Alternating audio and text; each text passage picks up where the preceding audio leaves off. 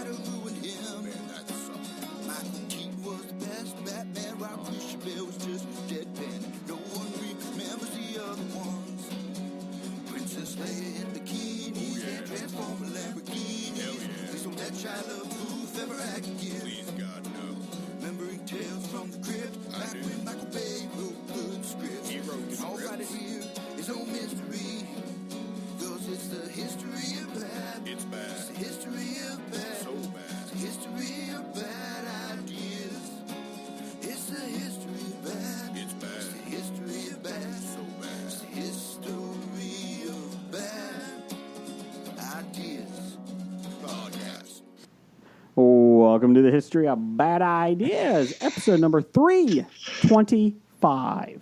I'm Jason. I'm Jeff. Blake. There we go. We're all here by Skype because of some type of thing going on. NFL free agency. That's what it was. We have free agency fever. Woo! I'm watching free agency 24/7. Because there's nothing else on. Because there's nothing else on. Thank God for the NFL. Do you think ESPN's just jizzing themselves because of this? Oh, thank God we got sports. No, they're playing old basketball games and shit. I don't want to watch that. Yeah, they are. Well, I don't want to watch. I don't want to watch new basketball games, so that doesn't bother me at all. Good call. I do have a question though, like the talk show stuff, like Jim Rome or the Herd. Those guys weren't on this afternoon. Did they close down recording because they had shitty sports on today instead of the talk shows? What'd they have on? Like a XFL game. What? And some Butler Villanova game from somewhere. You know what makes it worse is that they're playing an XFL game and the season was cut short. So the games don't even matter. It's not like you're playing an NFL game that was an important game to the season. Yeah, I know. It's worse because they don't even matter. It might have been XFL from 10 years ago.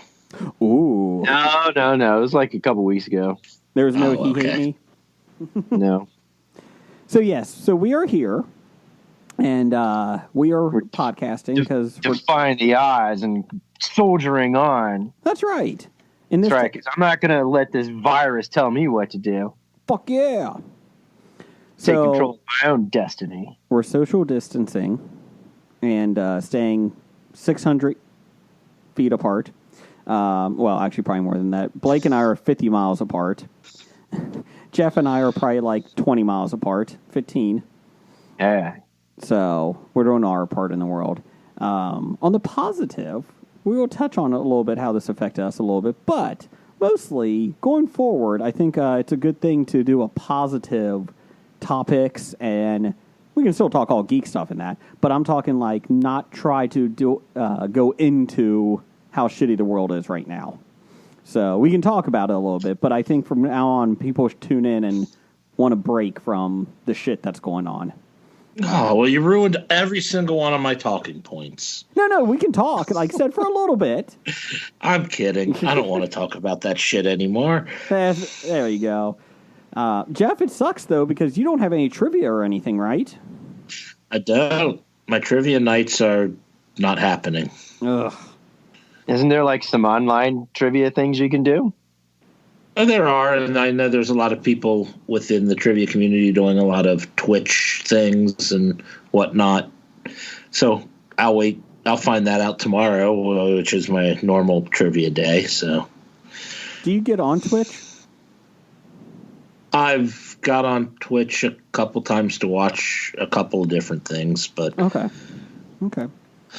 You know what though? It's not all bad in the world because, didn't we? It's nice because now Hollywood is changing things up, and Blake, you always are on the forefront of pop culture. So, and you always stay. We always talk about how everybody copies us.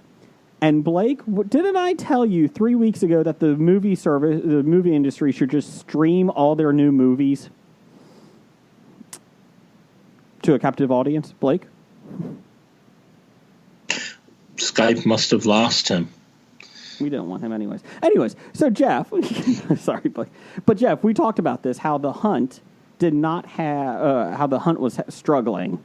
And I said a couple weeks ago, it's pointless to put new movies out unless you stream them because you're going to have a captive audience for the next 3 weeks. And that is what Universal is doing.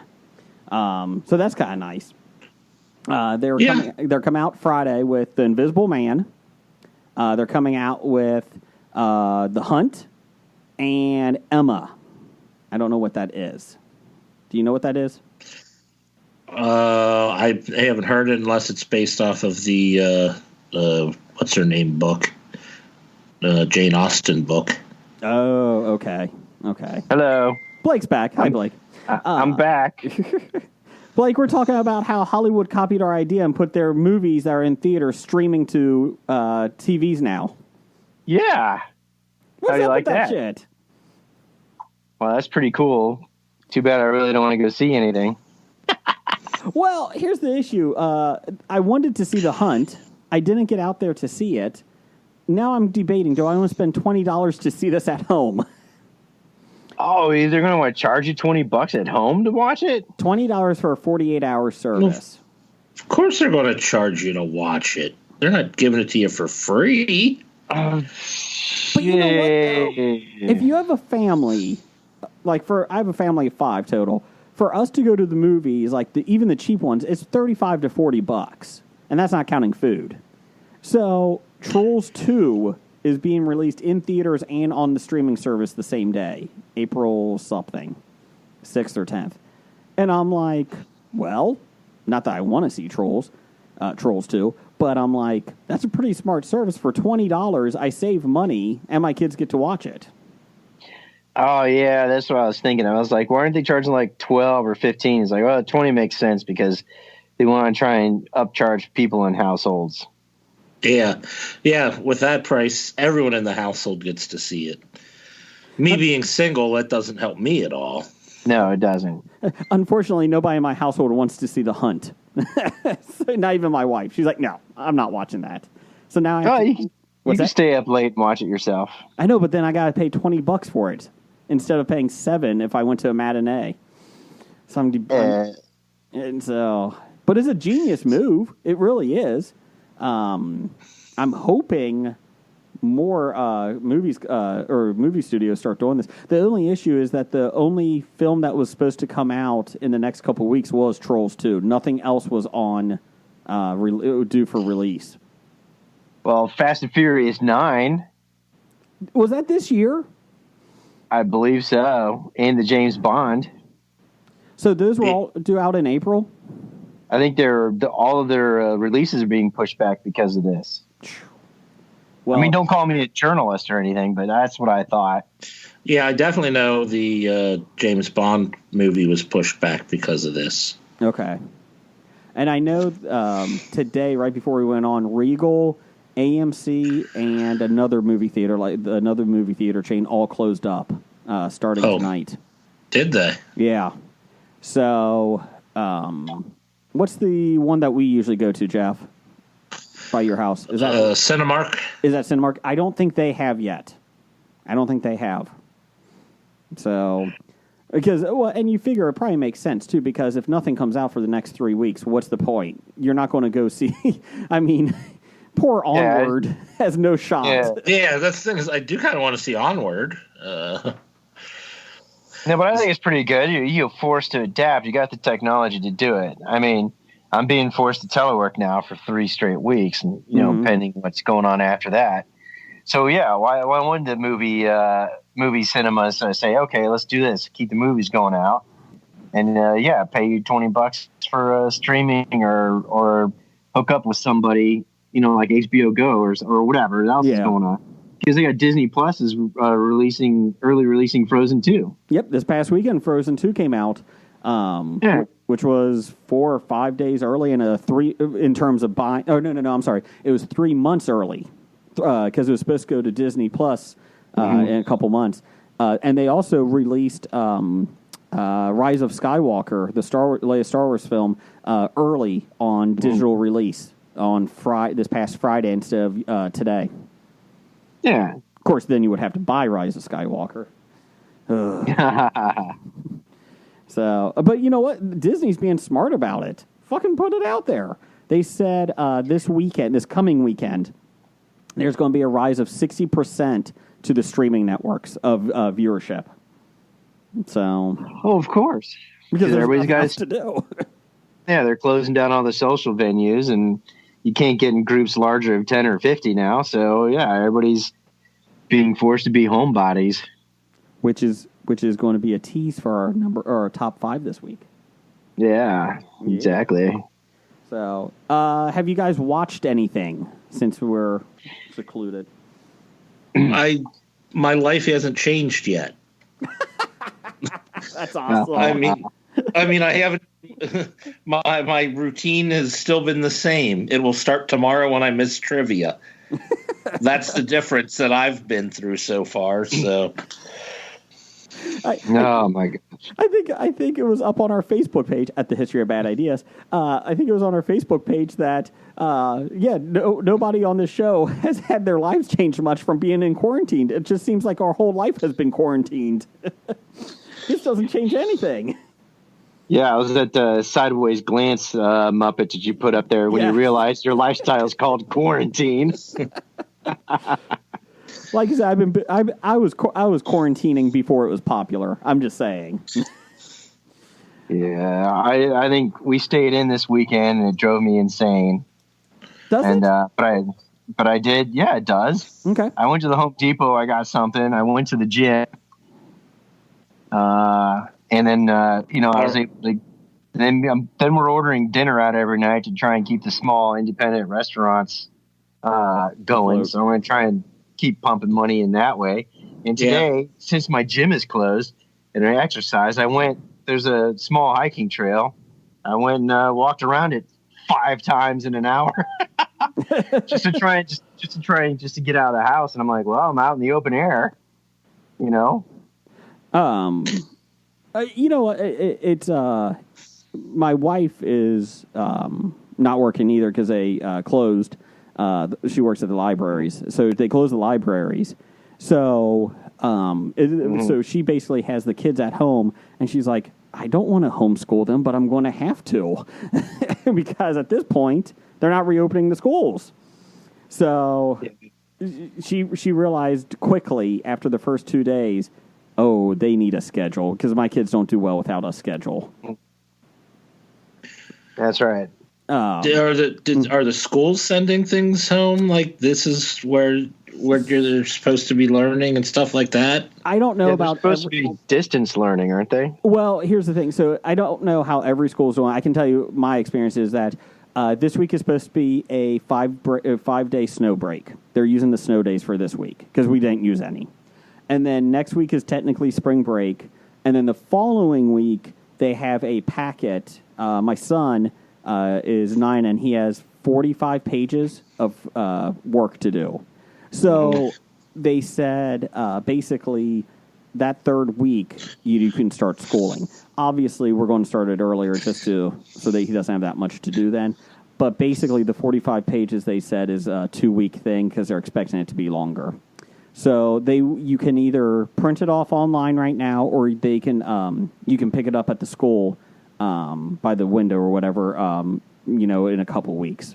So so there's stuff out there. They're definitely doing it because they have to. Otherwise, they got to hit a certain amount of days. They have to go. So, but yeah, and then I'm working from home too, indefinitely. So we'll see how that goes. But I've enjoyed it. I don't have to get up and take the bus or get in at the butt crack of dawn. So it's kind of nice. Mm-hmm. I did watch One Child Nation. Have you guys heard this? I think it was up for an Oscar 2 years ago. This is about China's one child policy. Yes. And it was about a woman that was born in China and came over here to live when she was 20, I think. And she never really looked into the history of the one-child rule. And whoo, man, is that depressing. Basically, they did it because back in the 70s, because China's government said, hey, if we don't institute a one-child rule, everyone's going to starve to death. We don't have enough food. So they did this, and it just shows like how brainwashed and indoctrinated this theory was implanted into everybody, from songs and commercials and TV shows and advertisements, and how basically they grew up with this and they thought it was okay. Well, they don't tell you about, like, the documentary goes back to China and they start talking to some of these people like that, basically, not to get too graphic, but they were aborting babies at 8 and 9 months. They were doing forced. Oh, yeah. What's that? Oh yeah, the female babies especially. Yes, and then they were just. It was disgusting. They were dropping them off in the trash yards. And they were showing how the women were forced sterilized. You could have 2 kids, but it was out in the countryside, like far away from the cities, and you had to wait 5 years, and you had to get permission from the town elder or the town mayor, basically, the village mayor actually, because they were small villages. But it was depressing. I mean, you saw these people. This one lady's like, yeah, I probably abort. They go back and they talk to her, and she's like, I was doing my duty as a government official. She aborted tens of thousands of babies at 8 and 9 months, and she's like, I had to. That was my job. I don't feel remorse. I did what I needed to do. It's like, geez, and then they talked to another person that she's like, I feel horrible about it because she did the same thing, and now she's doing. She's working with people that have fertility problems, and she has her walls lined with all the babies that she helped bring into the world, and she's like, I'm just trying to make it right of what I did. So you see the two different ends of the spectrum, and the humorous, I guess you could say, is that they did this because they wanted to save money, all this money, and not have people starve to death. But at the end of the day, after 30-something years, they literally only saved $130 million, like, as a country. Yeah. It's interesting, too, because when we start talking about the carbon exchanges in regards to, like, the Paris Accords and all that kind of stuff, one of the things China brings up is, well, we instituted population control, so that's our contribution to saving the earth, and you're just like, oh my gosh, they believe this. And the sad thing is, they have more smog and pollution over there than ever. So it's yeah, it's horrible. But their point is, it'd be a lot worse if they didn't institute the one child. And now you can do 2 child, or you can have 2 kids. And in 2015, they ended the 1 child. Now they can do 2. And it literally is humorous to see, like, their songs about, we want 1 child. It's better for the country. Now it's like, we can have 2 children. It's better for the country. They can have a brother or sister. They literally are changing the words, like 2 words, just to get, no, 2 kids is better than 1. Because they realize that the elderly is going to be, they're not going to have anybody work the businesses anymore. Well, the saddest part is, when they're in a culture where, the children will then take care of the parents when the parents are elderly. Mm-hmm.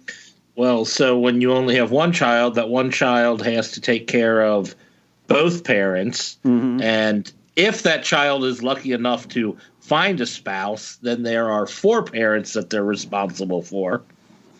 And the fact of the matter is, like you said, they weren't keeping female babies, so the men are probably outnumber the women like 2 to 1. Mm-hmm. So half the men there won't even be women for the men to marry.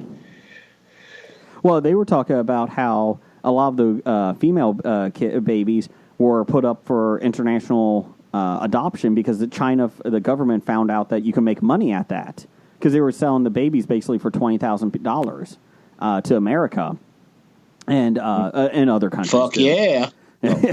And other countries. And so now, and a lot of them, like when the people went to adopt, the parents went to adopt, the adopted parents, they didn't realize that they were basically left on the side of the road, these babies, or in the markets.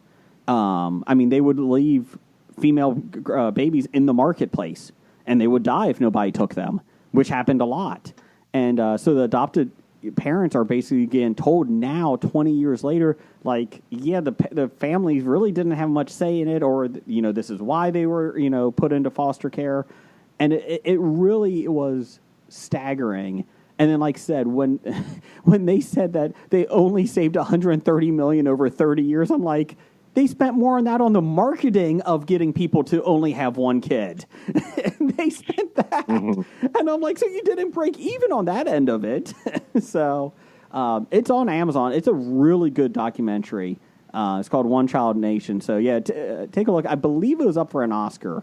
And I'll double-check that later. But, yeah, it's that was the big one that we watched this week.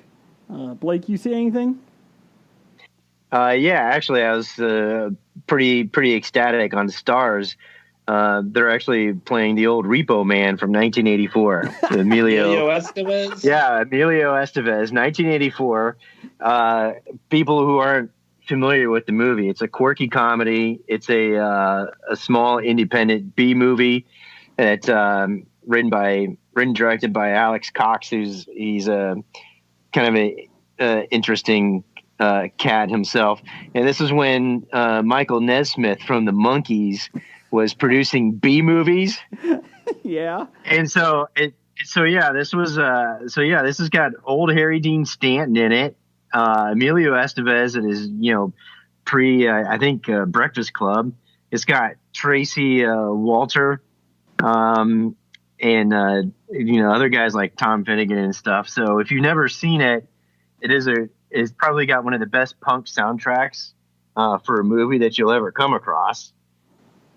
The movie doesn't age well in some aspects. That's the only problem.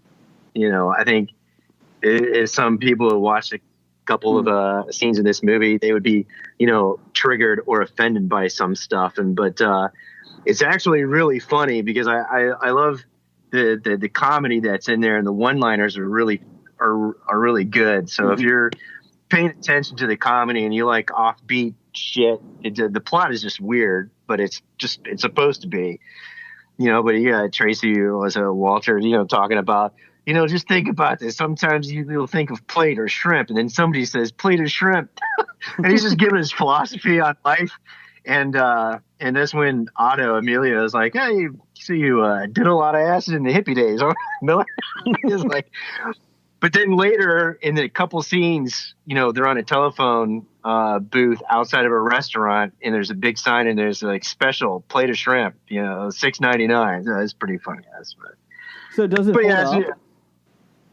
It holds up if you like some nostalgia and you like some old punk rock music. But like I said, it's offbeat comedy, and you're either going to like it or you're going to hate it. But there are some things in the movie that, some scenes that people nowadays would be like, oh, I'm offended, and you're like, all right, whatever, keep going. It's 1984. Remember where it came from.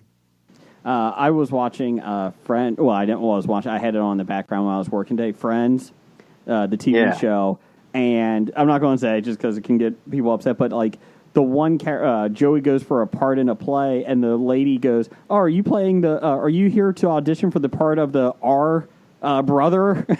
And it's the R word, and you're just like, "What?" And I looked up. I'm like, and again, I'm not. It doesn't take a lot to. It takes a lot to offend me. So I looked up. It was just odd. Like I didn't expect to hear that. Like in this day and age, you don't hear that. And TBS played it. I was shocked. I'm surprised they didn't beep it out. Yeah. Yeah, it's pretty interesting. What I like to do is when I see the old movies like this, and I'm like, oh yeah, let me go, go read like the movie trivia from IMDb.com and all that kind of stuff. And I'm like, oh yeah, that's right, I forgot. All the Repo Men are named after beer. Yes. And all the food and drinks and stuff in the movie are all generics, and it's like satire on how all the generics were taking over in the 80s, and mostly because you're coming out of the horrible economic time there in the late 70s and all that kind of fun stuff. So, but yeah, if you're a punk rocker, it's a good punk soundtrack. Jeff, have you watched anything? I know it hasn't changed your life much, but have you watched anything recently? No, not since last week, because I've actually had things to do with my life. Not really, but I am looking. Tough guy. I am looking up Your One Child Nation. It was not nominated for an Oscar. It was not. Okay. No. It was, I suppose, just came out last year. It was nominated for a bunch of Film Fest awards. It has 45 award nominations and 9 wins, but most of those are like, this Film Fest or that Film Fest. I think the Phoenix won Best Documentary and some Phoenix Film Fest, things like that. It would have been funny if you said 45 nominations, no victories. Nothing. I did not get caught up on Westworld. I have not ordered HBO yet. But it's okay if you want to talk about it. I'm going to order it this week. I just have not had a chance to.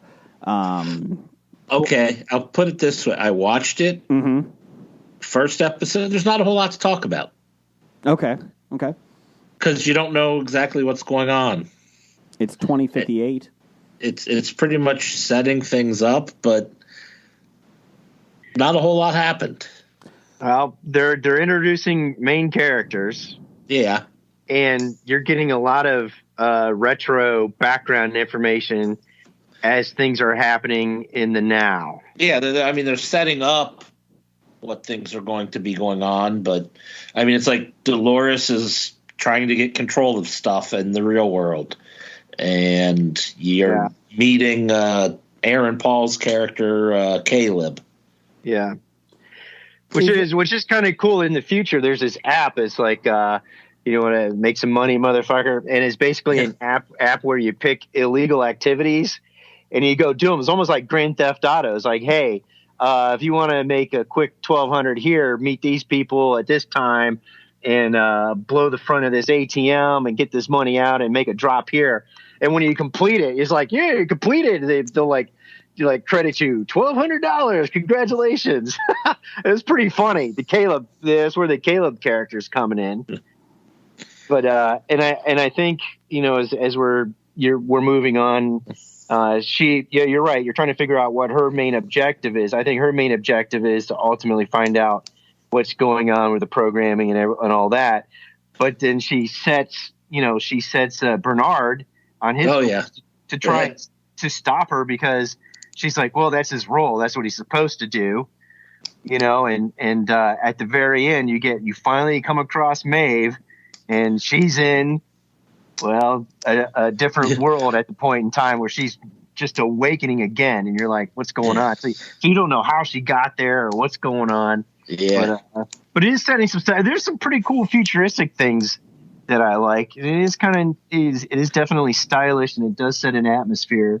But I was very skeptical going into it, because it's not like the first season, the original, or Intent, but it's Nolan, it's Jonathan Nolan, and he and his buddy writer basically said, yeah, we've been planning to.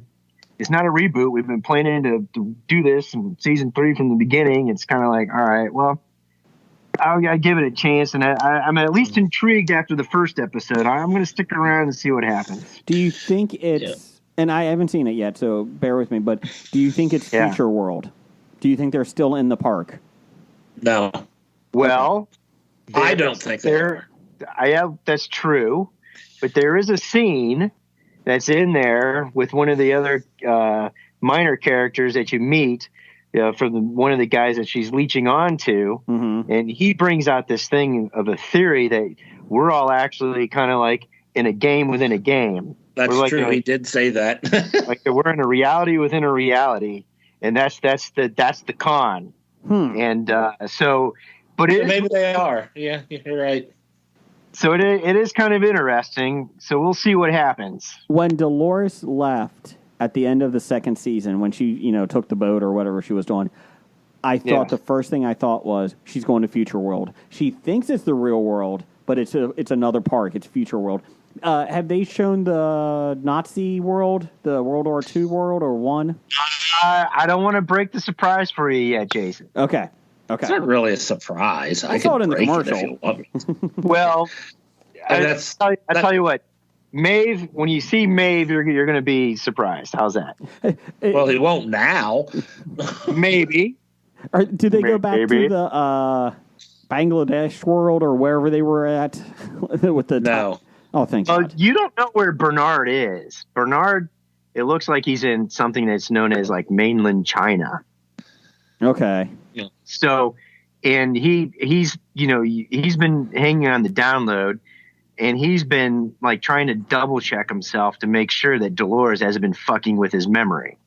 So it's kind of cool that he goes through this little ritual thing to verify that he is who he is. And he's trying to maintain the fact that he is who he is. And there's a funny scene where he goes into ass kicker mode. Mm-hmm. And it's kind of like, I'm going to program ass kicker mode. He's like, try not to hurt them too much. And then he kicks some ass. And then he clicks out of it. And he's like, oh, shit. So is it one timeline? Is it one timeline, you think, right now? It looks like you don't know. You don't know. Yeah, you don't know, but it looks like it. But, I mean, there hasn't been, like, one character in two different places. So, Okay. I mean, you're not sure. Maybe Bernard is at a different time than Dolores, but we don't know. Okay. That is correct. And when you're introduced to Caleb, he's like some kind of former soldier or whatever. He's got some kind of PTSD and he's in a constant treatment. And so what's interesting, at least what we know about the future, or what we think is future world, or what we think is the reality of now, it's like there's a lot of references to, how not just life is rigged, and the people that have the money are winning the game because it's rigged in their favor. And so you can get into some social political statements in regards to, the underlying theme of this, right?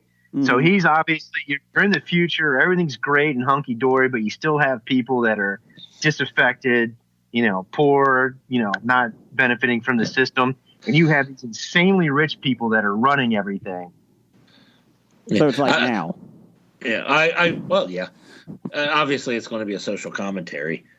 That's what I'm thinking. It's like, I hope this isn't like Future World, for the simple fact of the matter is, like Caleb got, I suppose, the shit end of the straw.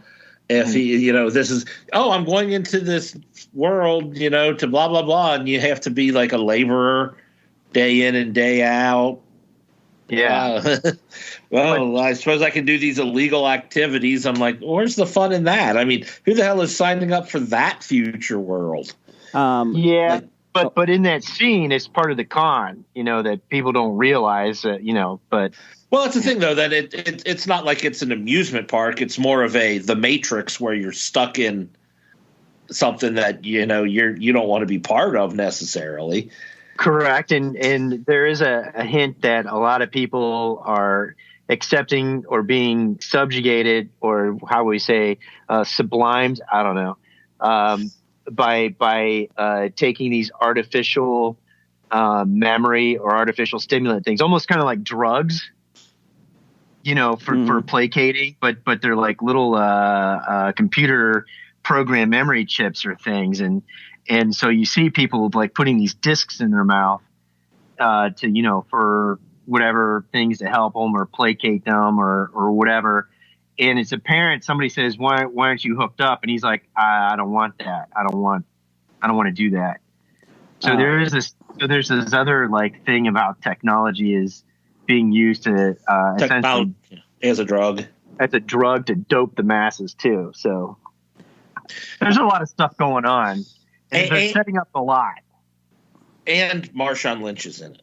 Yes, I saw that commercial. Yeah, is he the guy with the T-shirt that's got the amused and then the angry? You know, when his emotions change. Yeah, it's pretty funny. So he's basically playing himself. Yeah, pretty much. Pretty much. So here's some news. No acting involved there. He's just there. Does he make a comment? You should have given me the ball on the goal line. I could have done it. It's all right, Marshawn. Let it go.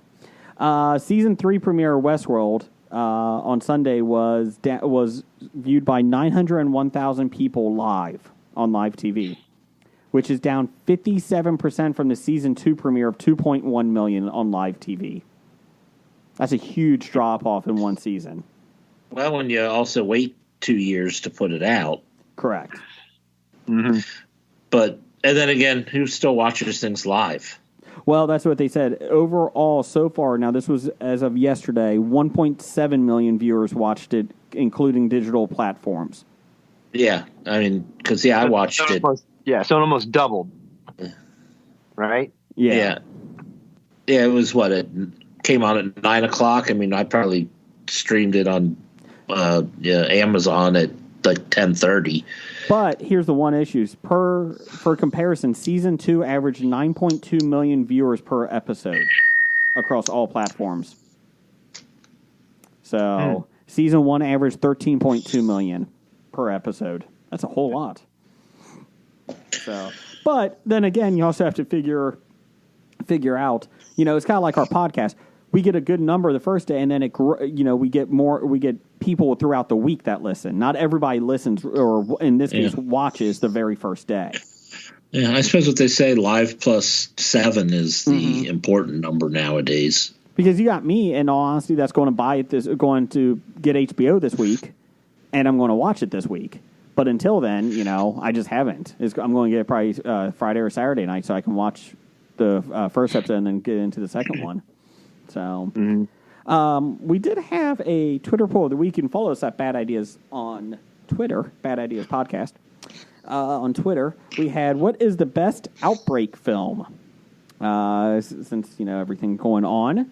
We had Contagion with Matt Damon. We had Outbreak with Dustin Hoffman and a monkey. We had World War Z and 28 Days Later. Can I vote for 28 Days Later? You sure can. You sure Thank can. you. Of those, I would vote for 28 Days Later. Although technically I should vote for Outbreak, since it asks for the best Outbreak film. The one with that as its title is the best Outbreak film. These films were picked because these are the most downloaded films about Outbreak in the last 2 weeks. Oh, okay. Most downloaded virus films. So people have already voted. We're just trying to pick the top 4 out of what everybody's downloading. Yes. For your favorite. All right. Because I'm voting other. Which one was yours? Strain. Shaun of I'm the voting Dead? for the Andromeda Strain. Ah. Oh, yeah. Blake, would you vote for The Arrival? Is that End of the World? Oh, God. Why do you bring that up? It's a chick's love story masquerading as a sci-fi movie. But the squids, the circles. It's a giant dupe. In last place was Contagion at 10%. Everybody loves seeing Gwyneth Paltrow die. In third place, World War Z at 24%. That movie has gotten a lot of love recently, and I don't understand why. It's not a good film. I don't understand why. I didn't like it. No, I didn't think it was that good. I thought, I did not like it at all. And winning 38% to 28%. 28 Days Later over Outbreak. Yeah. 28 Days Later was a good film. Very good film. I liked it. I haven't seen Outbreak in a long time. I feel like it wouldn't hold up well. That's the one with Killian, right? Outbreak is Rene Russo. 28 Days Later. That's Killian. Cillian Murphy, yes. Yeah, Cillian Murphy and a good soundtrack. Yes, it because was. I actually have a couple of songs downloaded from the 28 Days Later just because I liked it. Real quick, Randall Holt. Because here's the thing, guys, listeners, for next couple weeks, send in your questions to us at Bad Ideas Podcast. It started today. We asked for happy things to talk about, happy topics. Doesn't have to be all feel good, but like outside of the shitty world, like we talked about in the beginning. So send in those thoughts. Randall Holt had something. He said, can we give props to the wrestling community for still fighting through this and providing entertainment, because they are now doing empty-seated shows on TV on Raw, SmackDown, NXT, and AEW. They're basically wrestling in front of nobody. So part of that is because their network deals say you need to show a new episode every week. Yeah. So.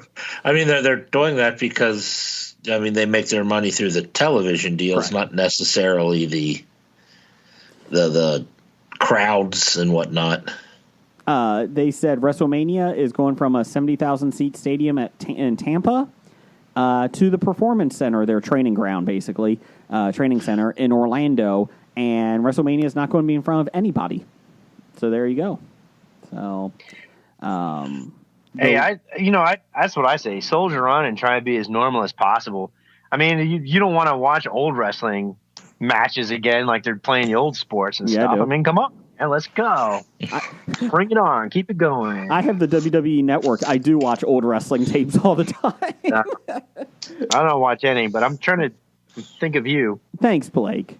It is odd, like, to see them wrestle because nobody's around, and you're just like, okay. Well, aren't they pumping in like fake cheers and stuff like that, like laugh tracks? They're not doing it. Oh, that would be cool. Laugh tracks. So the question is, how boring is it going to be when they try to do their whatever you call it, their mic skill stuff, and they're just talking to nobody? You know what? It kind of was. It depends on the person. Edge came out last night, and you were actually listening to what he says and not listening to the fans kind of, chant along and all that stuff. Yeah, what? Every time he pauses. So that was kind of cool. Seeing you can live and die by the interviews, and I think you can see the people that really know how to do it. Now, is it more of someone is interviewing them versus like the old Mean Gene would stand backstage as opposed to talk in the middle of the ring with the whole crowd around you? No, they're still in the middle of the ring. It's kind of odd, but they are in the middle of the ring, and they're doing the main feuds that are more personal. So I think that helps, but it is still a little odd. But, Triple H was the announcer last week with Michael Cole on the SmackDown episode, and that was funny. He's like, there's obviously nobody in the crowd. He's like, Jeff Hardy did a move, and he's like, oh, my gosh, listen to this crowd. They just went nuts on that move. And him, he's buying into it and making it funny.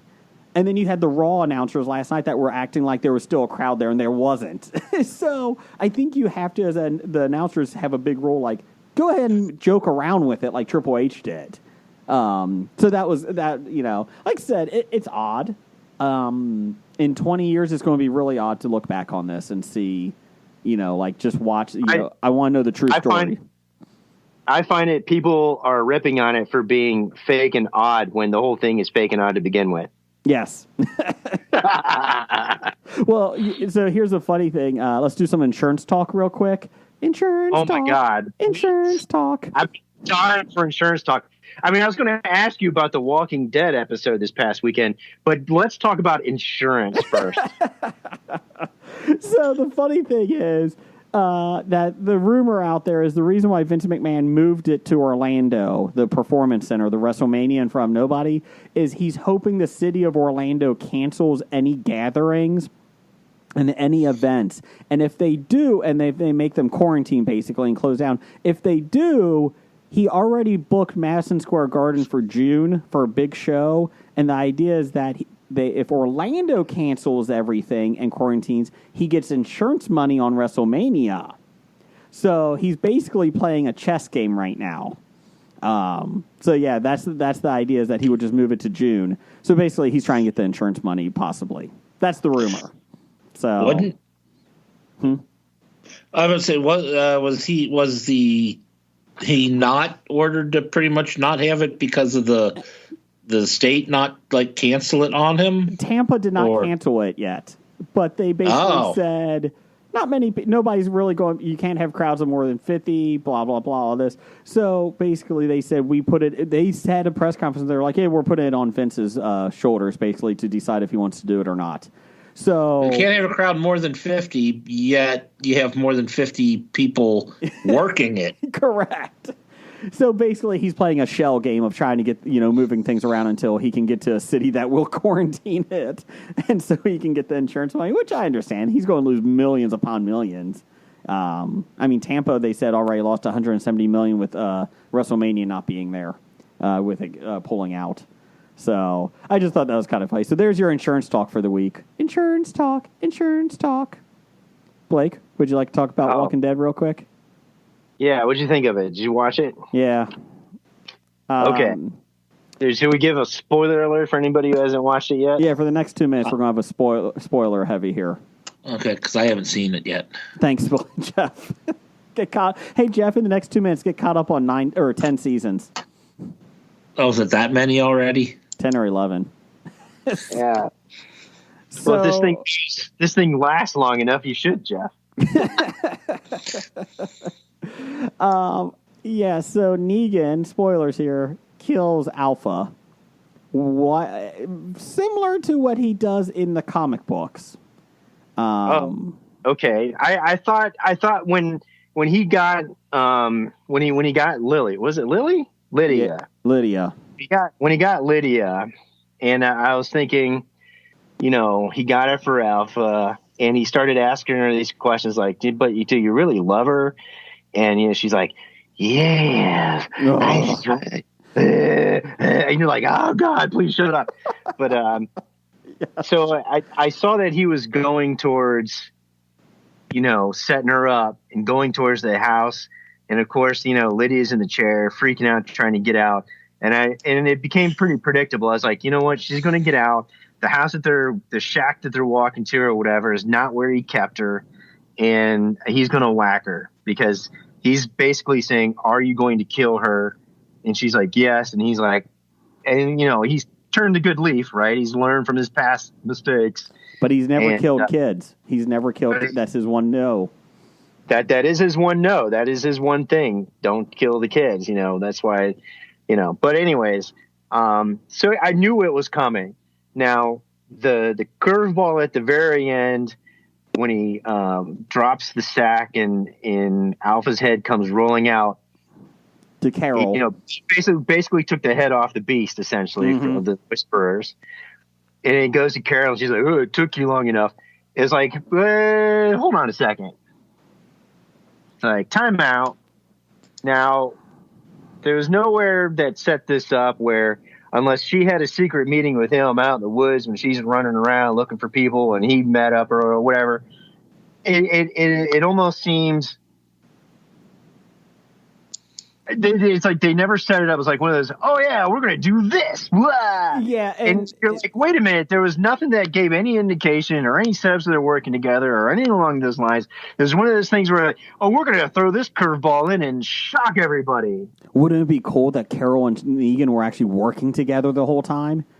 Well, when did that happen? Who cares? It would be a cool reveal. Exactly. And I think that's what they were going for with that dramatic moment. So the whole time I kept watching, I've been waiting for him to just kill her. Because in the comic books, he does that. And I think he does it like within the first time he enters the Whisperers thing. It's when she makes him bow to him. And then he bows and then he stabs her in the throat with a knife. So the whole time I kept going, he's going to kill her. When is he going to kill her? And then it was a good payoff. Because Negan's he's just a charismatic character. He is a fucking awesome character. Oh yeah. But the whole time I'm like, okay, this is going to be, he does it. And then like you said, with the Carol reveal, it's like, well, you knew he was going to be on their side, but the whole thing doesn't make sense of how. I do like how next week. What's that? Yeah, I do know he was playing an angle. Yeah. Eventually to help out the Hillside and Alexandria, because he's got nothing else to live for, honestly, to tell you the truth. So yeah, you knew he was eventually going to do something to help him out, and it turned out to be that, of course. I did think it was funny though. Typical Walking Dead. Hey, something's interesting happening. Guess what? We're going to go next week's episode into Michonne and her helping out a stranger we completely forgot about 8 episodes ago. I completely forgot about that storyline. I did too. I thought she left. I thought she was gone. I thought she was gone. Like, what's her name? Rick? Yeah. No, not Rick. What's her name? Maggie. Maggie. Yeah, Maggie. See, I couldn't even remember her name. Did you see Maggie might be coming back next season because her Whiskey Tango, whatever, that was on CBS got canceled, or ABC? Yeah, well, she got time now. Yeah. So, but it was like, as soon as they said, I'll be honest, I thought after last week when they showed the war that was coming, I really thought they were going to do a background story this week of some unknown character in the back, like that you've never seen. And I'm like, they actually paid it off. They actually are showing, the war. Okay, good. And then next week they're like, Michonne. It's like, oh, Jesus, really? We don't care at this point. And Blake, if they follow the comic book, I can't wait till next week to hear your reaction with Michonne. It's going to be pretty funny when she has a big reveal. If they my God. Okay. I won't spoil it. But I've got nothing else to do. It's so fucking ridiculous. It really is. I'm like, I can't wait. What is kind of interesting, I did read the comments about the episode, and they're talking. Oh no, it was a headline on some things that Alpha, the best Walking Dead villain ever, and I was like, no. And then all the people comments responding to the story is, you're out of your fucking mind. They're like, Negan was scary as shit when he was full on badass evil Negan. But and everybody had the same complaint. She was annoying as hell. Hey, you ever look at the sky and wonder if it's blue or red, and then I slit your throat? I reckon. I'll be you at the black. I want to walk with the world at the black. And you're like, yeah, exactly. You're like, this is the worst Southern accent ever. I can't stand her. It's bad when her voice as a zombie is less irritating than her voice as the human character on that show. Yeah, it was more satisfying. It was. So, Blake, Jeff, you can come back now. Oh, what? Me? You talking to me? Hey, Jeff. You know who? Hey, Jason. You know who Alpha is in charge of? The Whisperers. What? The Whisperers? I don't know. I'd rather listen to Jeff do this for an hour than listen to Alpha's voice. Exactly. Now you know what that sound is. It's time. No, I don't know what that sound is. Well, you saying that sound means it's time for the bomb listener feedback. Brought to you this week by all the fucking assholes that hoarded toilet paper. You're what's wrong with this society. Do you have toilet paper? Speaking of which, top 5 next week. Top 5 alternatives to toilet paper. Bidets? We're not in Europe. All right. Your sink can be a bidet. No, wait, that's number 5. Pine cone? It's even better when you got the the kitchen faucet that's on the hose. That helps. That'll help an awful lot when I get to that point in a couple weeks. That's an angle you do not want to see in any partner. No, they don't even do that angle in porn. No. Well, depends. German. Talk about real quick the news. Did you see German that? Porn. Did you say German porn? Pornhub Italy? What Pornhub was doing for Italy? Go ahead and talk about that, Blake, real quick. Yeah, Pornhub decided to make a premium free for all of Italy. and then the best meme that I saw about it was all the VPN folks are like, Italy. You create your VPN so it looks like you're streaming, connecting from Italy. Yeah, exactly. But anyways, not there yet. No. Anyways, from this guy named Doug, Number one fan. formerly known as. Ape hands. Oh, okay. Can't give yourself a nickname? Yes, exactly. Okay. When are they announcing me as a guest at the expo? Doug wants to know. We can announce it. Doug, Ape Hand will be there in September 11th through the 13th, 2020. At the All Cincinnati day? Comic Expo. He will be there all weekend. Wow. If you do want his autograph, make sure you get one of those big crayons so he can sign his name. Otherwise, like the number 2 pencil, he'll just break. It's so small, he can't hold on to it. Correct. So, you know what? If you get a crayon like the old crayon banks that you used to have in kids' rooms, get one of those. And I think that he might be able to do it. You know, the big fat marker. Yeah, the issue is that you're going to have to get a poster board for him to sign. He can't just sign a piece of paper or anything like that. Yeah. So make sure you get a poster board. But yes, Ape Hand will be there September 11th through 13th. Do you know, Jeff, that this is the one comic expo that is not canceled? Yet. I said, stay on target. Stay on target. I'm about to say, I don't think it's something you should be advertising right now. It's in September. If we're still under quarantine in September, we're all dead. You never know. Yeah, I'm a little concerned. Gen Con's in August, and so far they're on as scheduled. We're just hopefully this thing plays out. Trump said that this is going to be gone in a week. Or kill 2.2 million people. I don't know. Trump must have backtracked because he said we won't be done with this till July or August at the earliest. Well, that's the one, numbers he was looking at. Hey, if you're relying on Trump for medical advice, you're fucked. All right? Just so you know. The good news is we're all getting checks for $1,000 in 2 weeks. Yeah, what the hell's up with that? Did you hear about this, Jeff? What, did Andrew Yang win or something? Pretty much, they're taking Andrew Yang's idea of, well, the economy's going to be shit for the next couple months, probably the next couple years. They're like, so we're going to have a stimulus thing of helping people out by mailing them $1,000 or more in a check in 2 weeks. And Trump said today that he wants it out as quick as possible. Which people are they mailing it to? Supposedly everybody. Households. Everybody. Yeah. That's okay. It's going to set our children and grandchildren back in taxes and debt for the next 50 years. Oh, like they're going to have an earth to live on. But we're going to get $1,000 now. You get a check, and you get a check. You get a check. You get a check.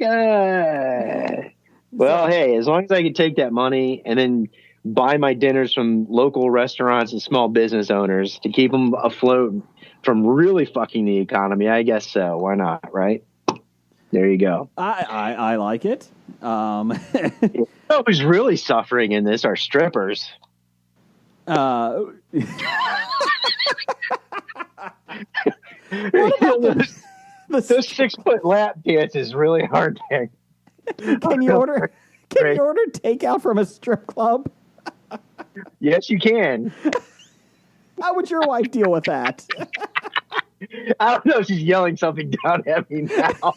I can't hear her because I got the headphones on.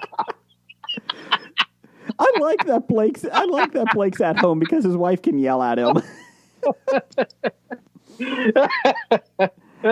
Jeff, do they have good pizza at strip clubs? Good pizza? No. Do they have pizza though? Free pizza? Yes. Yeah. You know, God. Hey kids, get the door. Our food's here.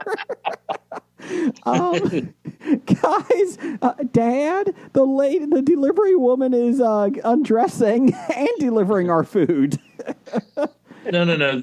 You have the kids take the food, bring it to the kitchen. You take the delivery girl into the den, And then after, 2 songs, you can come out and eat dinner with the kids. I'm not having any stripper coming to my house.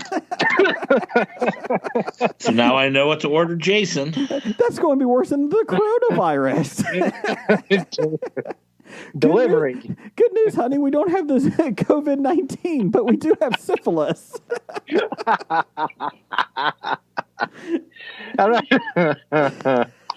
Oh, And man. honey, I would not sit on that end of the couch. I didn't know that could be Oh, funny. Oh, yeah. I don't want to get in any more trouble. I'm already in trouble. I'm getting texts from her from upstairs. Obviously, she doesn't have the same sense of humor that I do. I'll be honest. I'm kind of missing it because I'm in the Bob Studios by myself. It's kind of creepy. It's okay. Enjoy it while you can. That's right. So, All right. what else we got? From David, there are no new wide releases on movies until April 10th. Well, we kind of covered that. Is it pointless to have movie theaters still open? We answered that question already, David. Yes, we Sorry. did. But good question because it was timely. But we answered it. From Bob, since Sam Raimi is directing Doctor Strange 2, and it involves the multiverse, can it revolve around Doctor Strange helping Spider-Man, played by Tobey Maguire, and then heading off to kill Andrew Garfield's Spider-Man? Change approved. Change approved. I like it. I didn't like it. How funny would that be if they did that? Like, they just have some of that fucked up shit. You could have Ben Affleck's Daredevil. Yeah. Just go wild with it. Yeah, or the Green Lantern. Oh, wait, hold on. Oh, yeah, I can still do it. Screw Nope, it. Green Lantern's different. Crossover. Crossover. Oh. Ooh. There you go. There you go. And it's Doctor Strange. He can make it happen. You could. Yeah, If anybody can, it's Doctor Strange. that's right. My son watched Black Panther for the first time the other night. You know what? That's a really good show. I still have an issue with the final battle with Michael B. Jordan. It wasn't that great. But everything up to that point was really good. And Michael B. Jordan was awesome in it. So, just letting you know, it holds up. His next one he's watching is Doctor Strange. And I watched some of that on cable the other week. I was kind of bored by it. Jeff, your thoughts? On Doctor Strange? Yeah. Well, I just rewatched it, I suppose, over the weekend. Mm-hmm. And I enjoyed it. I like Benedict Cumberbatch. He did a good job with it. Well, Benedict did a great job. I thought, what's her name? Tilda Swinton did a great job. Yeah. And it could be just because I'm not a big Doctor Strange fan. Maybe that's it. Chiwetel Ejiofor did a great job. Mads Mikkelsen did a great job. Are you just going down IMDb now? I'm just going down the people I know from in my head. Oh, okay. Well, Benjamin Bratt wasn't great. What about Benedict Wong? Oh, he was the best part of it. You know what? He was at the Cincinnati Comic Expo. Was. And he was awesome. He was a really nice guy. Ball to the win. So. There's the what do you call YouTube channel? How It Should Have Ended. Mm-hmm. Where they do animations of movies and show ways that make more sense for stuff to happen. And they had the one where they were showing in Avengers: Infinity War, and Thanos has the gauntlet and whatnot, and then all of a sudden, like, Wong uses a sling ring to decapitate Thanos and just goes, "Wong for the win!" I love Benedict Wong. He's awesome. Go ahead, Blake. I'm sorry. Next one. I don't know where this comes from. We were talking about asking happy questions from Dev. He wants to know favorite dick-shaped food. Why is that a happy question? I don't know. A penis can be fun. I'm trying to decide, is it an Italian sausage? Ah. If it's anything outside of a bachelorette party, it's not that exciting, is it? Or is it a cheesy Met? Ooh, Cheesy, spicy Met. That might be the best stick-shaped food out there. cheesy Mets do have a good filling in the middle too, I do like that. Yeah. like a penis. Like a rhinestone penis. Oh, I'm sorry. I don't know where that came from. Gonna chip a tooth. I was thinking a cucumber, but I think the cheesy Met is a better one, Jeff. That's a good one. Okay. Change approved. I'm going with the cheesy Met. There Good you go. job. Boom. Yeah. Okay. Next one from Mikael. Yeah.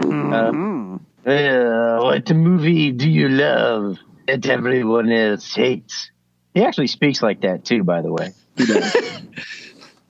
Yes, if you listen to Who the What Now, yeah, sounds just like him. Who's the what now? I do not understand. Of course, you're going to have to go back a couple years to listen to Who the What Now.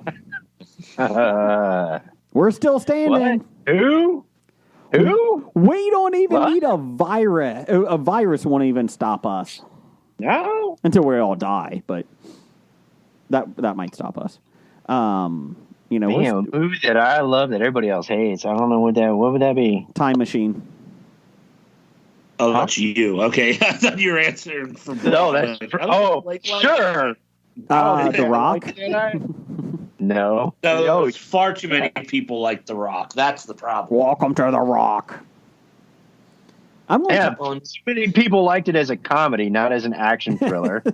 I'm going with Time Machine for mine. Everybody hates that film. Even people that, remember watching it, they're like, oh, that was not good. I was like, I know. Jeff, what's yours? I suppose I'll have to say the people who have no taste don't like Josie and the Pussycats. Okay, I was going to say Grease 2 for you. I was thinking of that, but there is a following for Grease 2 out there. In all reality, it is not a good movie, so I can't defend that. As a collective group of Hobie, I think The Punisher might be it. No one outside of our group I know likes that movie. Yeah, I think I've met like 2 other people who liked it, but a lot of people dislike it. You're right. The one with Thomas Jane. I watched that. What's your opinion on The Punisher? Thomas Jane. Did you see it? The Thomas Jane is the Punisher with Travolta as the over-the-top acting villain. Howard. No, I did not. I'm sorry. Okay. That is one that, again, outside of Hobie, I have not met anyone that likes that film. I love that film, and I watch it every time. I get Shawshanked. Blake, what's a movie you love that everyone hates? I don't know. I'm trying to think. Haven't I talked about this movies before and you guys, peed on it? Some shitty French film? Sure. Some movie where you kick the robot in the groin? Yeah, what was that? I still can't remember that movie. But it was good, damn it. Everybody else hated it. Oh. God. What else we got here, Blake? Finally wrapping it up from Professor Number One at Dr. Number One. In all seriousness, if you need a doctor to come on the show to discuss the virus, let me know. Should I open up my schedule for this? Yes. Keep your schedule open. Stay by the phone, and we'll call you when we need you.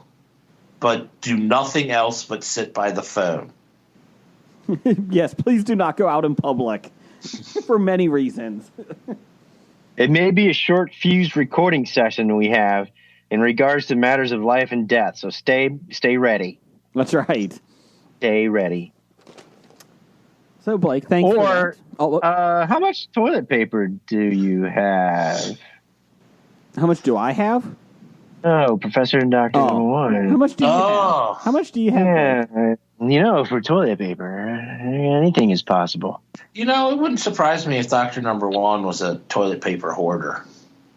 Yeah.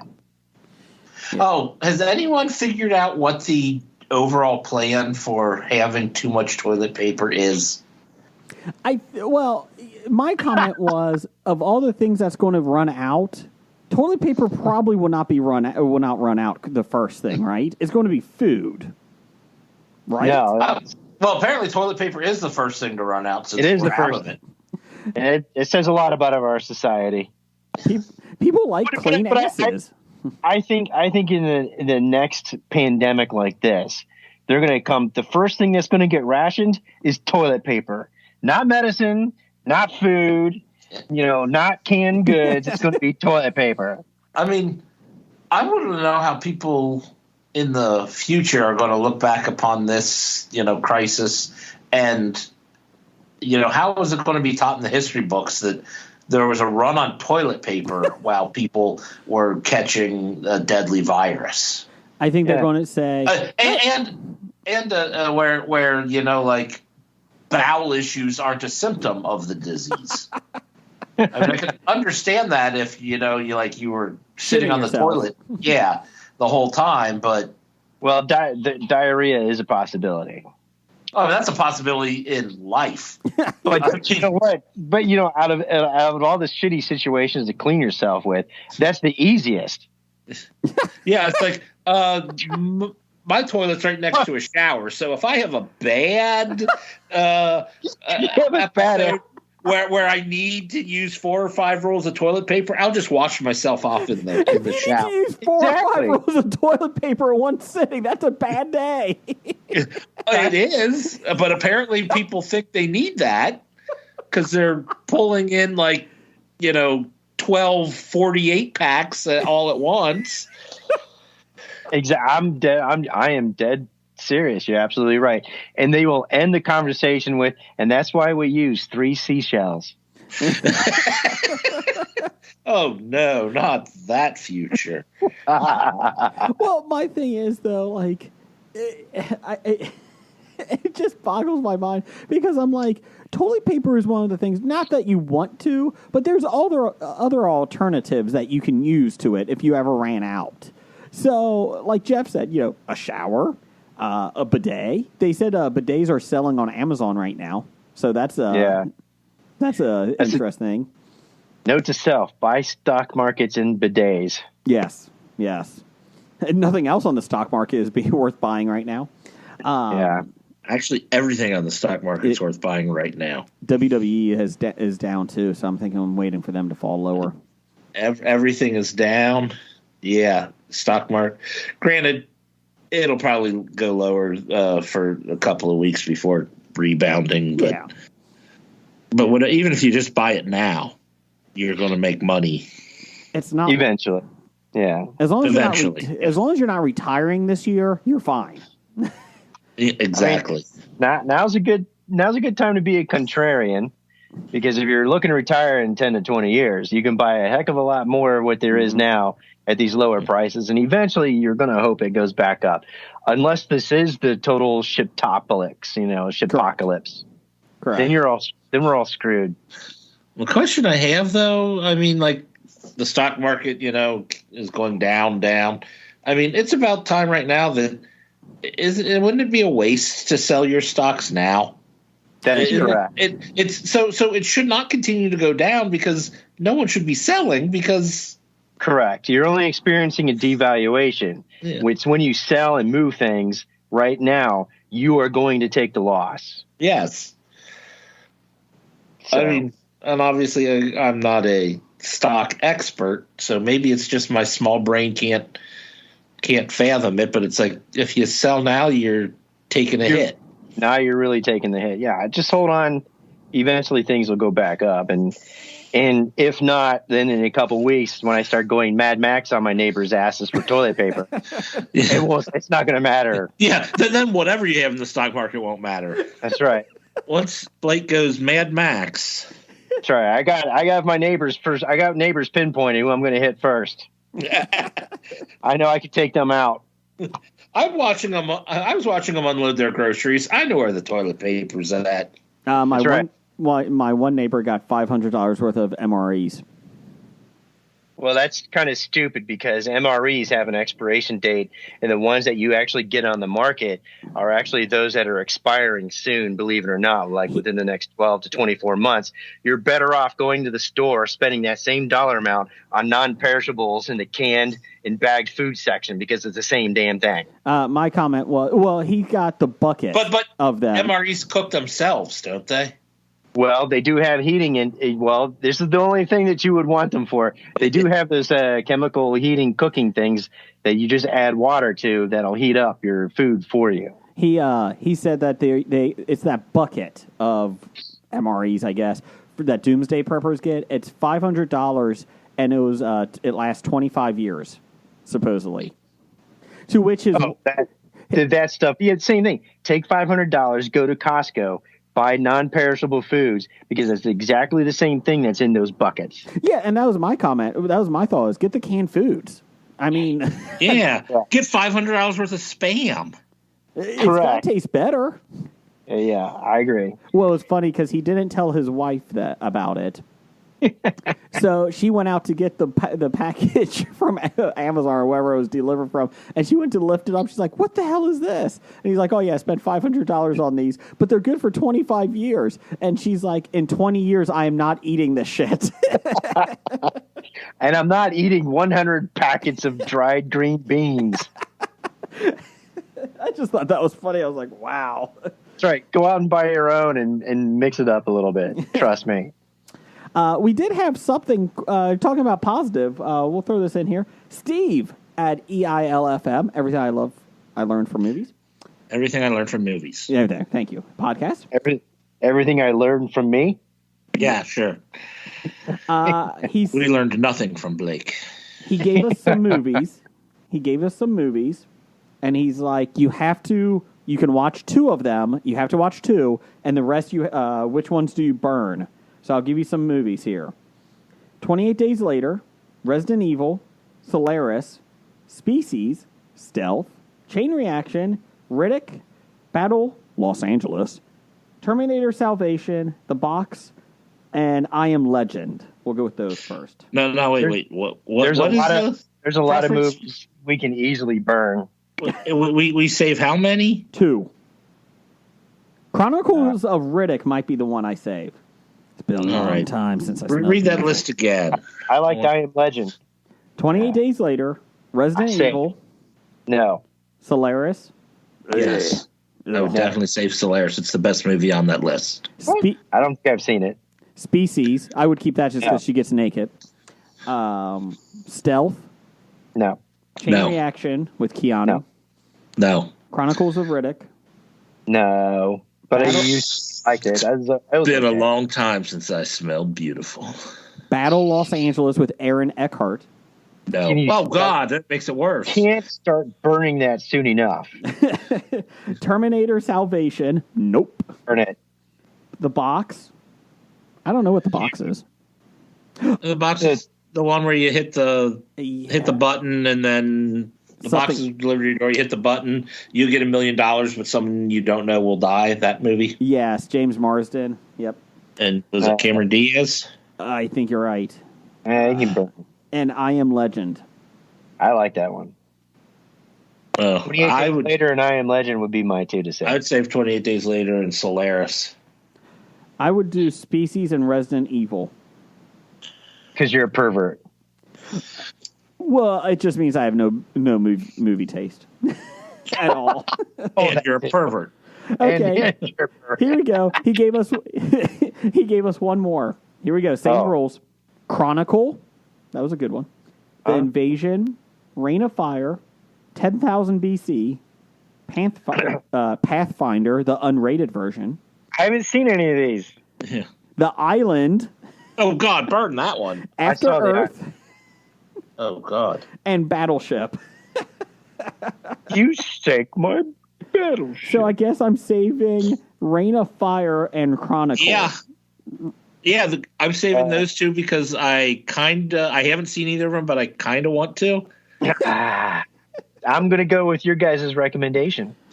You do not want to save 10,000 BC. I don't even remember that one. That's the one with Ringo Starr as a caveman. No, that was No, that's Caveman. Caveman. Oh, same thing. How about The Island, Jeff? No, you can get rid of that one completely. Oh, God, that movie infuriated me because it started out like there was some promise. I mean, it still wasn't that good. The good parts weren't that good, but there was promise. And then shit show, and then stupid ending, explosion. Oh, terrible. You know what? But it did have Scarlett Johansson in it. Didn't it? And Ewan McGregor, so hey, there's that. Yeah. Sean Bean dies in it. What about the 1980 version of The Island? I don't know the that Misfit one. Toys. No, this one was with our favorite Michael Caine. Michael Caine. Somebody will just Michael want to watch the Caine. world burn. Michael Caine. You know what? I do not know it. Michael Caine might be a soothsayer. He said some people just want to watch the world burn, and I think he's right. The world is burning. Yeah. Anyways, I remember this one. It's a journalist takes his son. Let me do Jim.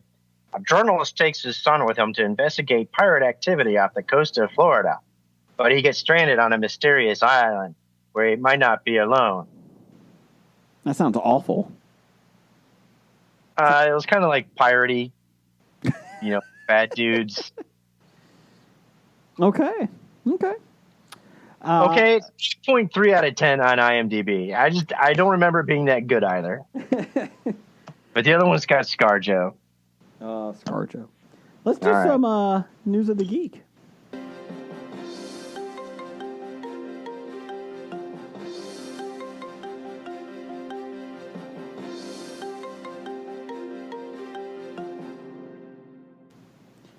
The news of the geek. Jeff, would you like to do that so you don't get out of practice? Sure, if you want me to. Go ahead. It's time for another installment of the news of the geek. You do it so much better. You do it so much better. Than what? What's that? I do so much better than what? Me. Oh, well, there. Okay. That's what she said. Anyways. Let's see. News of the geek. Let's do with this one. First off, some sad news. Idris Elba has been diagnosed with COVID-19. Oh, that's terrible news. That is terrible news. Friend of the show. I'm sure he'll survive. He's a badass. He has no symptoms yet. But Most people don't. he joins Tom Hanks, Rita Wilson, two other people. The one female lead in Spectre, the James Bond film, and then some guy from Game of Thrones that we listed on our website or History of Bad Ideas Facebook page. Tom Hanks has been released from the hospital. He and his wife. Yeah, they're quarantined now, aren't they? Yeah, they're fine. Yeah. Well, I don't know about fine, but so far they're they not- survived. But they're not dead, so that's Correct. And they're not like on the brink of death. I hope not. Well, if they let him out of the hosptal, I would hope that they're not on the brink of death.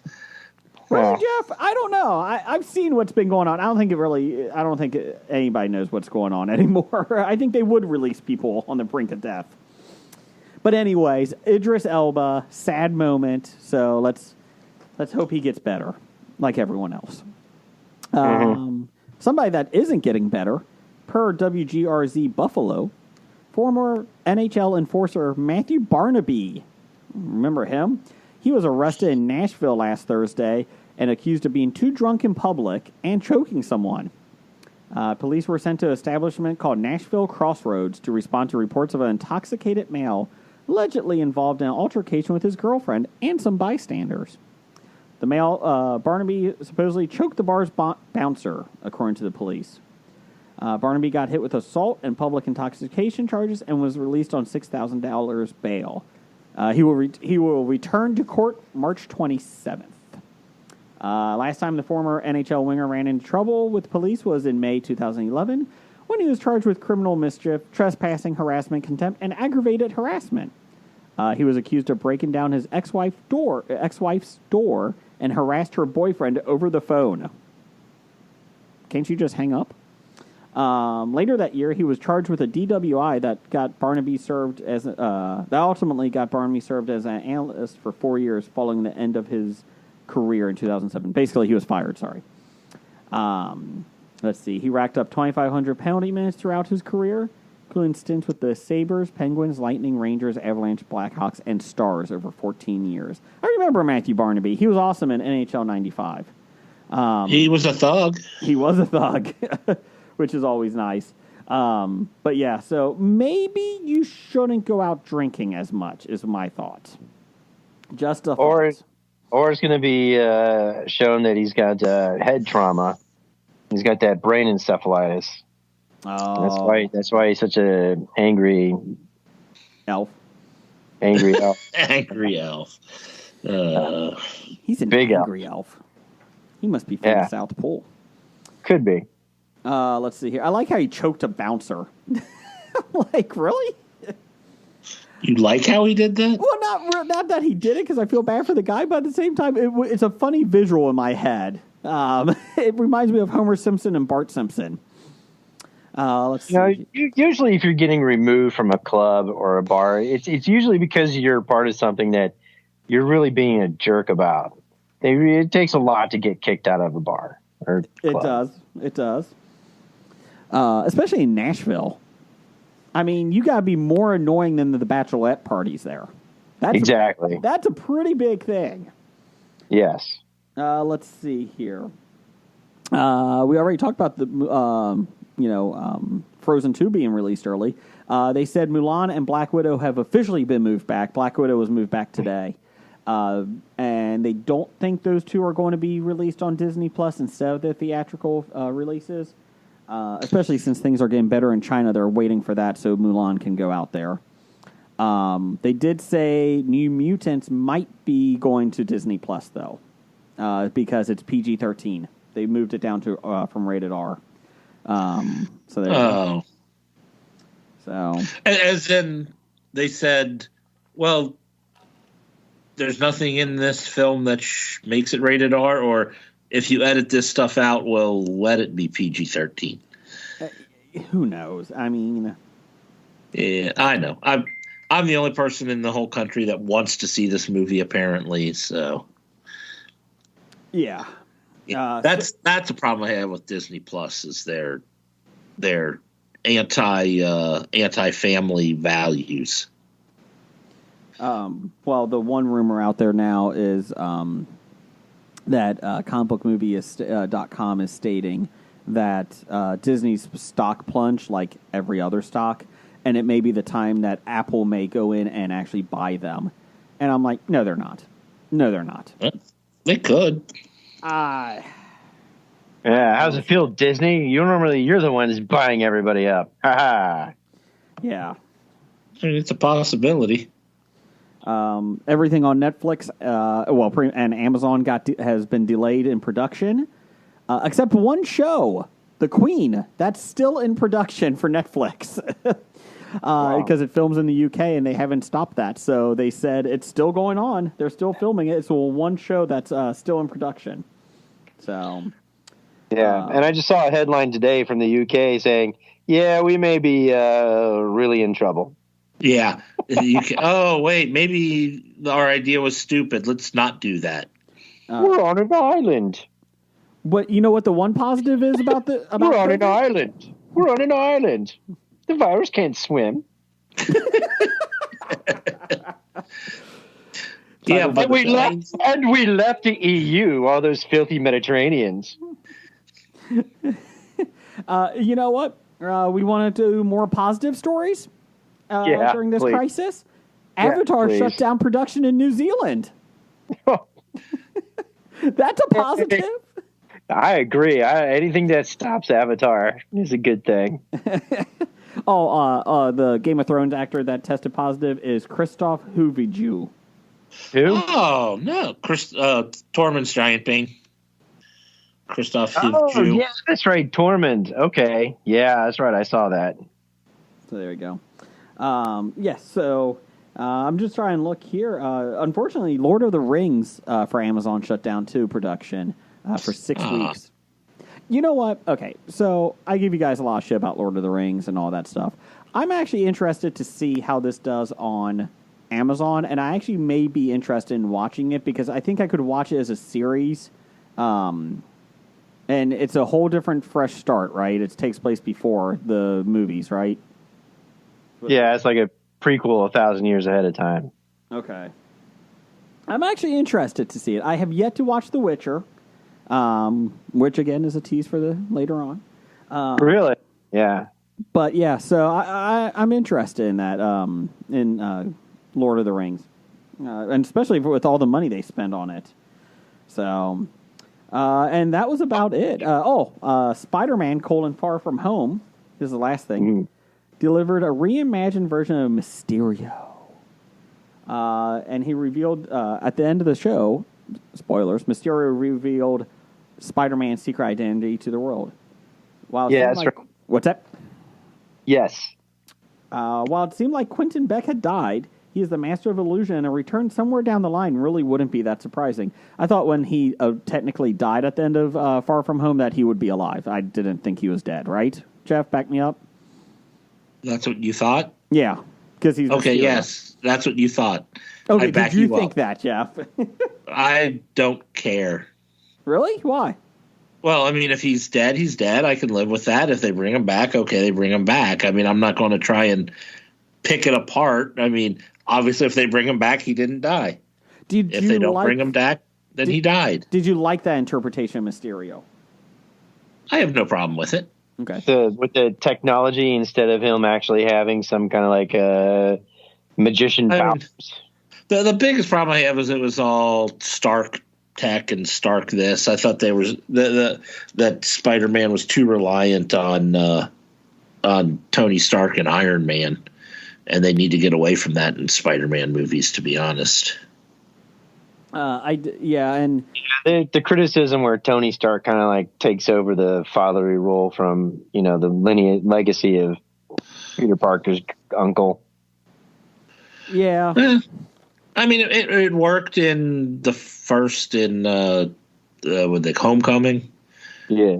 I mean, it worked in that, but then it just kind of got, yeah. Well, it's also coming off of the whole Tony Stark Marvel Phase 1 or whatever the hell that was called. So Yeah. the further they get away from it, the easier it'll probably be to disassociate them from it. The Luminati is reporting that Sony Pictures wants to bring back Jake Gyllenhaal for a solo movie revolving around Mysterio. It's an idea they had even before the actor was cast in the sequel.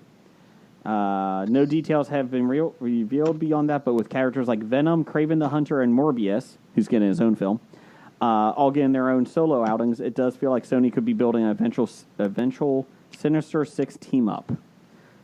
Ooh. I don't know how you're going to make a Mysterio solo project. You can't make him a good guy because he's a bad guy. Yeah. I mean, I don't know how you could do that. I don't know. They made Venom movie, and he's a bad guy. Yeah, but I thought you told Mysterio's story though in Far From Home though. That's my issue. So I don't know. Jeff, I do have. Did you see the recent news story about Jake Gyllenhaal though? No, what's that? It was like out today. I saw it. It was talking about he's been secluded for the past 12 days. No, that was Jared Leto. Oh, Jared Leto. Sorry. Well, Jake Gyllenhaal, Jared Leto, they're the same. Go ahead, tell the story. This is awesome. Jared Leto put himself into self-seclusion for 12 days, and he's come out, and he's like, virus, what? Oh, he can secluded before the virus. Yeah, he secluded himself before the virus. And he comes out to this. Can you imagine doing that where you seclude yourself and you come out and everybody's like, what the fuck? You're like, holy crap. Beginning of 28 days later. Yeah. He was on a meditation seclusion, and the one headline I saw was Jared Leto on seclusion didn't know about the virus. Semicolon. Now he's up to date on it. Woo. That's awesome. I was like, good for you. Jeff? I just sit there, I'm going to go into seclusion. I'm going to get my shit together. I'm going to come out of this calm with a renewed perspective on life, and I'm going to go forth, and I'm going to change the world. And you come out, and you're like, what the fuck? COVID-19 viral? I mean, in this day and age, nothing. My 12 days of meditation up. You know what, Mr. Lito? I don't think I would do that. No. In this day and age, what can happen in 12 days?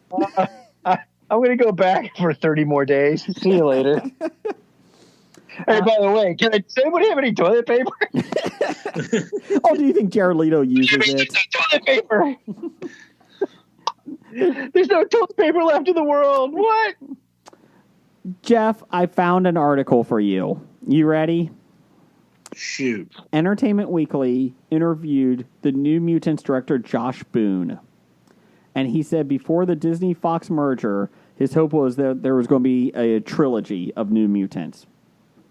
In the He was hoping. This is what Josh Boone had. In the post-credits scene, which was never actually shot, Antonio Banderas would have made an appearance as Anuel de Costa, the father of Henry Zaga's Roberto. And in just like in the... What's that? Jason, what? He's the father of Roberto, Antonio Banderas. Okay. Yeah. Just like in the comic books, he was set to be a member of the Hellfire Club, and the sequel will have dealt with Sunspot returning to Brazil to reunite with his mother, who Emmanuel was trying to kill. This is per Boone, we always intended to do New Mutants, Brazil as the second movie. It was intentional that we didn't shoot it. We had always planned to have a tag at the end of the movie that introduced the villain for the next one. But because of the merger and because Marvel owns X-Men now, it's going to do their own thing. There was no reason to go shoot it. So there you go. Karma was always going to be the villain in the second movie that would be absorbed into the group by the end. I guess Karma. I don't know who Karma is in the books.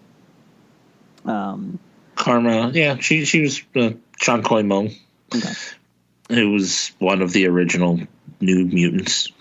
We had always wanted to bring Karma and Warlock into the second one when we couldn't do it in the first one. For us, we wanted that initial core team from the first movie. We just couldn't swap out Ilana. Yeah, thank you. We felt like there was no reason to do it in this movie if we couldn't bring that character to life in the first one. We hope the New Mutants makes a bunch of money so that we could go make the second one. So there you go. That would be great if it does for some reason, but I don't think there's any way it can. No, there's no way. So, this thing's going to get dumped. Everybody knows it. And at this point, I wonder even if the actors are contractually obligated to a second one because of how long it's been. So that's the other thought. But there you go. There's your news of the geek. Jeff, what are you doing September 11th through the 13th? If I'm out of quarantine, I'm going to the Cincinnati Comic Expo. Fuck yeah, you are. That's right. September 11th through 13th, Cincinnati Comic Expo, the only Comic-Con that hasn't been canceled yet. Is it the only, or are you just saying that? I'm just saying that. It's the only one in Cincinnati that's not canceled. Yeah. It's the only one. I saw Pittsburgh. Pittsburgh's got canceled. Oh, did they? Yeah. And they even had Rachel Lee Cook showing up. Oh. Well, that just means she's a kiss of death. Anyway. So get your tickets at the CincinnatiComicExpo.com. You can search them out. And on Facebook. If you follow us on the History of Bad Ideas, please do on Facebook, because we got a lot of great things. We will also be updating it with guests and everybody else. I'm going to give you some new ones today that came out. Michael Golden, he was on G.I. Joe, the Micronauts comic book, G.I. Joe comic book, and Rogue. So, didn't you like the Micronauts, Jeff? Was that you? No, it wasn't me. Oh, okay. Renee Witterstatter. She's the artist from She-Hulk, Warlock Chronicles, Guardians of the Galaxy, and Jurassic Park comic books. The Harp Twins have been announced again. They were here last year. They gave a free concert. They had so much fun. They came back, and apparently they are doing 3 concerts, one each day. Nice. I read the press release, so. Tate Fletcher, who was on The Mandalorian, and Jumanji, Welcome to the Jungle, Breaking Bad, and Westworld. He'll be there. Michael Zeck, he's another artist from G.I. Joe. We talked about him last week, I believe. So there you go. And Rod Wagner from G.I. Joe and Morbius, not same comic books, but G.I. Joe comic book, Morbius, and Batman comic books. So there you go. There's some new ones there. And like we announced last week, Emily Swallow from The Mandalorian. So I would think we're going to get some other names coming too soon. But yes, get your tickets September 11th through 13th. Hobie will be there. We'll be running some things there. And who else will be there? Who? Number one fan, Doug. He will be there. You can line up to get his autograph on Saturday morning at 9 a.m. Or I'm sorry, 10 a.m. 10 a.m. at our Hobie booth. And you know who else is going to be there, Jeff? Intern Hackney. So they say. Oh, he's got tickets already. So Intern Hackney is there, and Scab Jeff will be there. So if you have a copy of his book, Zombies, The True Story of the Titanic, he will autograph it for you. Also, just to let you know, that's a good book to read, Jeff, at this time when you're quarantined. You can go on Amazon and get it. You can. So, but there you go. There is your News of the Geek. Jeff, do you want to talk about the box office news? I suppose I could. We're not even. There is no box office news. Nobody went to the movies. Oh no, they did. But you know what? It's so bad. I'm not even going to give you intro music. Just go ahead and do the top 5 of box office. Well, now I gotta find my outline again. All right, here we go. The top 5 of the box office of March 13th through the 15th. Number 1, Onward made $10.5 million, a total of $60.5 million on an unknown budget. They're not getting this back. Yeah. They should just, I suppose, Disney Plus this right now. I Still Believe made $9.5 million in its opening weekend on a $11 million budget. Bloodshot. Real quick, sorry, Jeff. You know, with Onward, you say Disney Plus it. That is an idea, but you know what? The other idea is just like do what The Hunt did. Put $20 out there for Onward and see who buys it, who rents it. That's true. You can do that because especially family movies are the ones that will make money that way, I think. If I had to choose between Onward and Trolls 2, I'm going with Onward. Because they have better Trolls than Onward. Oh, God. Trolls was so bad. What else we got here, Jeff? Number 3, Bloodshot made $9.3 million in its opening weekend of a $45 million budget. The Valiant or Variant? Oh, who's the comic book company? Valiant. Yeah. Valiant. Yeah, they said this pretty much doomed any future Valiant comic books, movies. Unfortunately, it's like this can't, with the whole pandemic going on, it's like anything here you can't look at as a trend. No. I mean, fuck. It was only 1.2 million away from number 1 film of the week. There you go. It got bad reviews. It got bad. Almost made number 1. That you're right. But you know what? It should get credit that people still want to go see it in the middle of a pandemic. Yeah. There you go. The fact that it made 9.3. Yeah. I like your quote on the poster for Bloodshot, Jeff. Almost the number 1 movie this week. So close. What else? Number 4, we have The Invisible Man, another $6 million for a total of $64.5 million on a $7 million budget. That's a box office winner. I'm hoping that we get some numbers next week after these movies come out for home streaming on Friday. I would like to see those numbers if they release those. I'm not sure if they will. And number 5, The Hunt made $5.3 million in its opening weekend on a $14 million budget. Yeah. Wanted to see it. Okay. Upcoming March 20th, 2020. Nothing coming out. Nothing. We are releasing nothing. Hey, big discount on coffins. Wow. Oh, Ooh. man. I can't believe I went there. Sorry. Yeah, I just got the chill going through my place here. Woo, got cold. Did you want to do some buy sell for Sure. the stock of famous actors? At this point, this is the only stock you should be selling. Okay, you got KJ Appa at $40.97. I don't know why he's on Sell. this, but he has nothing coming out, so I'm selling the crap out of any stock of his I currently He's have. in I Still Believe. Okay. I'm buying KJ Appa just because of his fucking abs. God, he's You want to buy KJ Appa, not stock. You just want him. yeah. I see nothing wrong with that. And we also have Vin Diesel, whose stock is wow at 197.36. Upcoming, he's got F9, The Fast Saga, Thor, Love and Thunder, Kojak, Riddick 4, Furia, Muscle, Triple X4, Fast and Furious 10, and Guardians of the Galaxy Volume 3. Okay.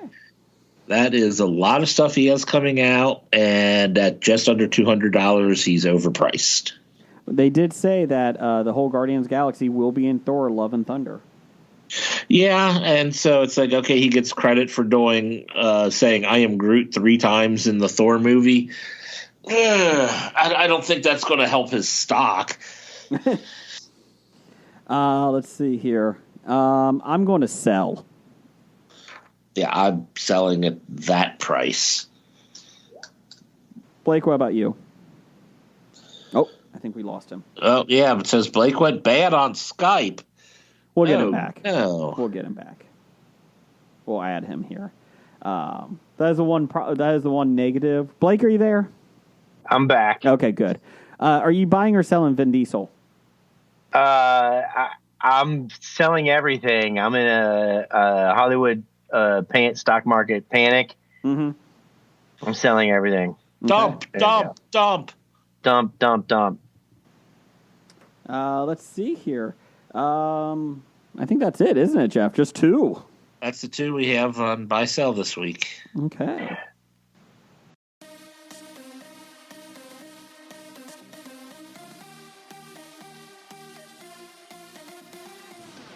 Top 5. Good news is we don't lose that top 5 music ever. Right, Jeff? That's the good. Well, huh? No. We lost our original top 5 music. Oh, we did. Yeah. We did. And we were at one time promised a original top 5 song, but I think that went by the wayside. You know, Dr. Bednar was supposed to be doing this. I thought Henna was supposed to be doing it. Oh, whoa. Let's see which one does it first. Yeah. Actually, Henno gave us a mixing board. We'll just go and go with that. He's fine. He's fine. Let's see here. Top 5 this week is TVs, movies, books. You know what? We're going to extend this to activities that you want to do while you self-isolate and self-distance, or what is it? Social distancing. Yeah. You know, I think anything that you want to do, not just movies, TVs, books, anything you want to really get caught up on or do while you're in self-isolation. Jeff, what is your number 5? My number 5, I'm going to have to just put this on my list because it's coming to Netflix. Mm-hmm. I'll binge watch Community again. That is pretty impressive. It's did you see it's actually coming to Hulu and Netflix? It was a joint deal. Okay. Oh. And Hulu's getting the 6th season? I guess. Okay. Well, that was the Yahoo season, and like, I was cautious about how optimistic I was going to be, although the 6th season is probably, not that great comparatively speaking, but it still is part of the thing. So I was happy to find out all 6 seasons were coming to Netflix. Yeah, they said it was announced today that they made a joint streaming deal, which is rare for any TV series. Just in time. Yeah. So that's your number 5. Blake, what's your number 5? Anything? Well, I did start the Star Wars. Which one? Like the Oh. whole trilogy? I'm starting them all. Yeah, I started, of course, naturally. I think I'm going to go in the natural progression, Okay. according to me. Yeah, so I started the New Hope, Mm-hmm. and then we did the Empire Strikes Back, and then Jedi, and then I think I'm going to force myself to go 1, 2, and 3, and then do Rogue One, and then do Solo. Okay. And then do, what I can, and what's this, 7 and 8, and possibly, well, now we can do 9, right? Then I'll have to renew my Disney Plus again after I let it cancel and expire. You can't let it expire. Bedtime Stories with Adam Sandler. The movie just came on. No, I'm going to let that expire. Wait Okay. a minute. I thought they were taking off. They weren't showing you these crappy movies Which ones? on Disney Plus. I thought, they were only going for family-friendly stuff, not Adam Sandler crap. Wow. Not everything can be a winner. Like they said in Bad Santa, not everything can be a winner, kid. Let Netflix overpay Adam Sandler for a bunch of crap. Why does Disney Plus have to stream his stuff? Or hold on, wait a second. After I do Revenge of the Sith, maybe I should do Solo first and then Rogue One. I think that Probably would because I work. think Solo took place before Rogue One. Yes. Yeah, I think that's what I'm going to have to do there. Okay. I'm saying you should probably just watch them in chronological order by the movies and just start with Episode 1, The Phantom Menace. I don't know. Are you I going to can't watch? do that. Are you watching Last Jedi? Yeah, we're going to have to. Call us over because we could have a viewing party because that's me and Jeff's favorite one. Well, I do feel like I'm caught in a bad MST 3K, where I'm being forced to watch bad movies and being held within my house. It's like live action MST 3K. Wait a minute. In the not so distant future, Oh my God. They were talking 2020. you know what? Comet TV on YouTube TV has they show a lot of old shows. They have a Mystery Science Theater marathon on every Saturday morning, and I think it's on Thursday nights, and it is amazing. I even got my almost 10-year-old son. He is now loving Mystery Science Theater. He is cracking up at it. And so they were just so damn good. And it's the Joel ones and the Mike ones. So I was very happy to find that. I know you can stream a lot on Netflix with them. That just made my honorable list of going back and watching MST3K. Oh, they're so good. They're so good. Let's see here. My number 5 is doing DDP yoga. That is I've been wanting to do it for a long time just with my back issues and just I haven't had too many back issues. Okay. What? I'm sorry, but why do you want to do Diamond Dallas Page yoga? Because it works. It works. That's what they say. And I'm That's all what for it. I was thinking DDP was something else. Thank God you clarified that was Diamond Dallas Page wrestling yoga. Now I know why you want to do it. It's wrestling yoga. Okay. It works. I thought it was something perverty. I mean, what's the difference between Diamond Dallas Page yoga and, I don't know, yoga? I don't know, Jeff. I haven't started it yet. I mean, I understand not wanting goat yoga because that's just stupid. Actually, when I told my son that I was going to start this, he goes, "Why don't you do goat yoga, Dad?"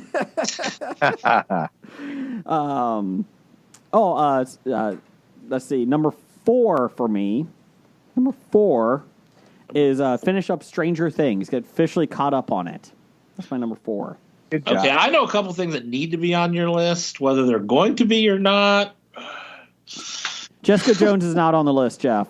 The entire Marvel television Netflix stuff should be on your list. They're all canceled. What do I care now? Well, you only watch something if you know there's going to be another season to it? Maybe. You're stupid. Yeah, I know. You're a doo-doo head. Blake, what's your number 4? Speaking of Marvel, Mm-hmm. you're going to have to post on the website. Isn't there a map of how to watch all the Marvel cinematic movies in order? I can't. Yeah, From- I can. From the very beginning all the way to the end, not in the order of releases or the way that makes sense. The chronological order. The chronological order of all the Marvel movies. Like Captain America, the first Avenger, takes place in World War II, so that's first. And then you get Captain Marvel, it's second, because it takes place in the 90s. Like that. I just posted it. Oh, there you go. So I'm going to have to reference that. And now that you shared it with everybody, there you go. The helping out for everybody in their top 5 there. Yes. Is that your number 4? Yeah. Okay. Jeff, what's your number 4? My number 4 is, since I'm behind and never actually even done one of them, let alone all of them, I think it would be cool to start playing Assassin's Creed. Great series. Great series. I like the first one. It gets tiresome jumping into wagons of hay, though. But that sounds fun. I could do that for hours. So I'll tell you one thing. When you play the modern version, like you go back and forth between modern times and whatever time you're in. Oh my God, the modern times are shitty. God, they're awful. I'm like, can I just go back to being an assassin? I don't care about being an emo kid right now. Can I go back? That was the thing that annoyed me on it. Jeff, you don't have to go in order to be honest. You got the PlayStation 4, right? Yeah. I would pick. What I did was pick the time periods that you liked. That's probably what I would do. Yeah. The pirate one is fun. That looks fun. The ancient Greece one is the one that I would be most interested in. I was looking at that one too. The pirate one is fun because that's the first one with ships. The Egyptian one I had, and I couldn't finish it because I just never got a chance to. But the Egyptian one is okay, but it's they add a lot more mystical things to it. So you may like that, like not wizardry, but like some magic into it. Just because of how odd it's an illusion. Yeah. Thank you. Mythology. Yeah, so because of the mythology of the Egyptians and that. So that was interesting. That kind of threw me for a curveball. But the Egyptian one was just good. And you get to ride a camel. So, Cool. What's your number 4? Well, here's my problem with the Assassin's Creed stuff. I always felt like everything's still too automatic, where you just like you move your character, like jumping is automatic, climbing's automatic. Is everything automatic? So there's like no challenge to doing anything. Well, that's modern video game playing. Oh, I know, it's so annoying. It's just there's a challenge to it. Kids these days don't know how to hit buttons to make them do things. You just do it. You just plow through everything. They don't know how to use one button. Yeah. They've got controllers with 12 buttons on them, and you do less actual action than the one button Atari joystick. Mm-hmm. Fucking Yar's Revenge, baby. Yar's Revenge kicks ass. I loved Yar's Revenge. I still have it. Was that your number 4, Jeff? That was my number 4. What's your number 3? My number 3 is whichever fantasy book series my brother recommends. Okay. Because he reads them all. I don't know which one to do next, so whatever one he recommends, I should. Preferably not one of the real long ones like Wheel of Time, which has like 40 books or something, but something, a little smaller, like a trilogy or something. Something that can be wrapped up in 3 books, not 12. Exactly. I agree. What was your number 3, Blake? Well, I'm gonna go ahead and take that. I have to finish the Gemstone trilogy, the Drizzt Do'Urden original triple there, because R.A. Salvatore is actually going to be the author of the Gen Con. So you want to read that before you get to Gen Con? Yeah, I at least want to finish that before I get to Gen Con. And then Jim can let me know how the book that I lent him to borrow. The signed the free copy. Yeah, pre-editor's copy. Yeah. Be good. Be a good thing to do. Yes. Just like a run on running backs in the NFL draft, I'll do a run on my book that I want to finish. I actually just ordered it. Devil in the Green White... Eggs and Ham. Yes.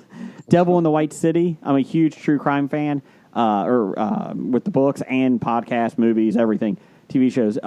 Devil in the White City, it's about the serial killer, based on a true story, serial killer during the World's Fair in Chicago. Based on a true... You mean it is the true It is story. A true story, yeah. Sorry.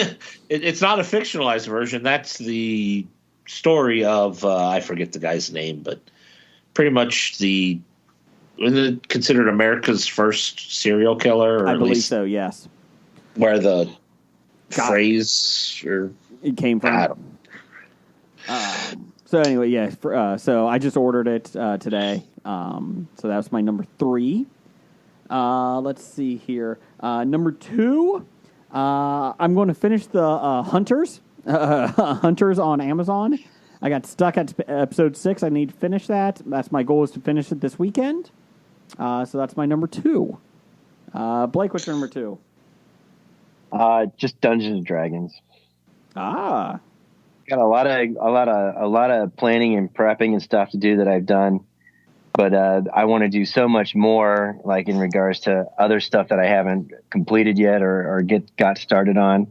But the other thing that irritates the shit out of me is other than like the books where I can sit down and I can read stuff, or the manuals and modules, is that a lot of the stuff that I like to do is in a virtual tabletop, and the virtual tabletop assholes have now been late for 3 months now on releasing the stable version that people can connect to with each other online using their game.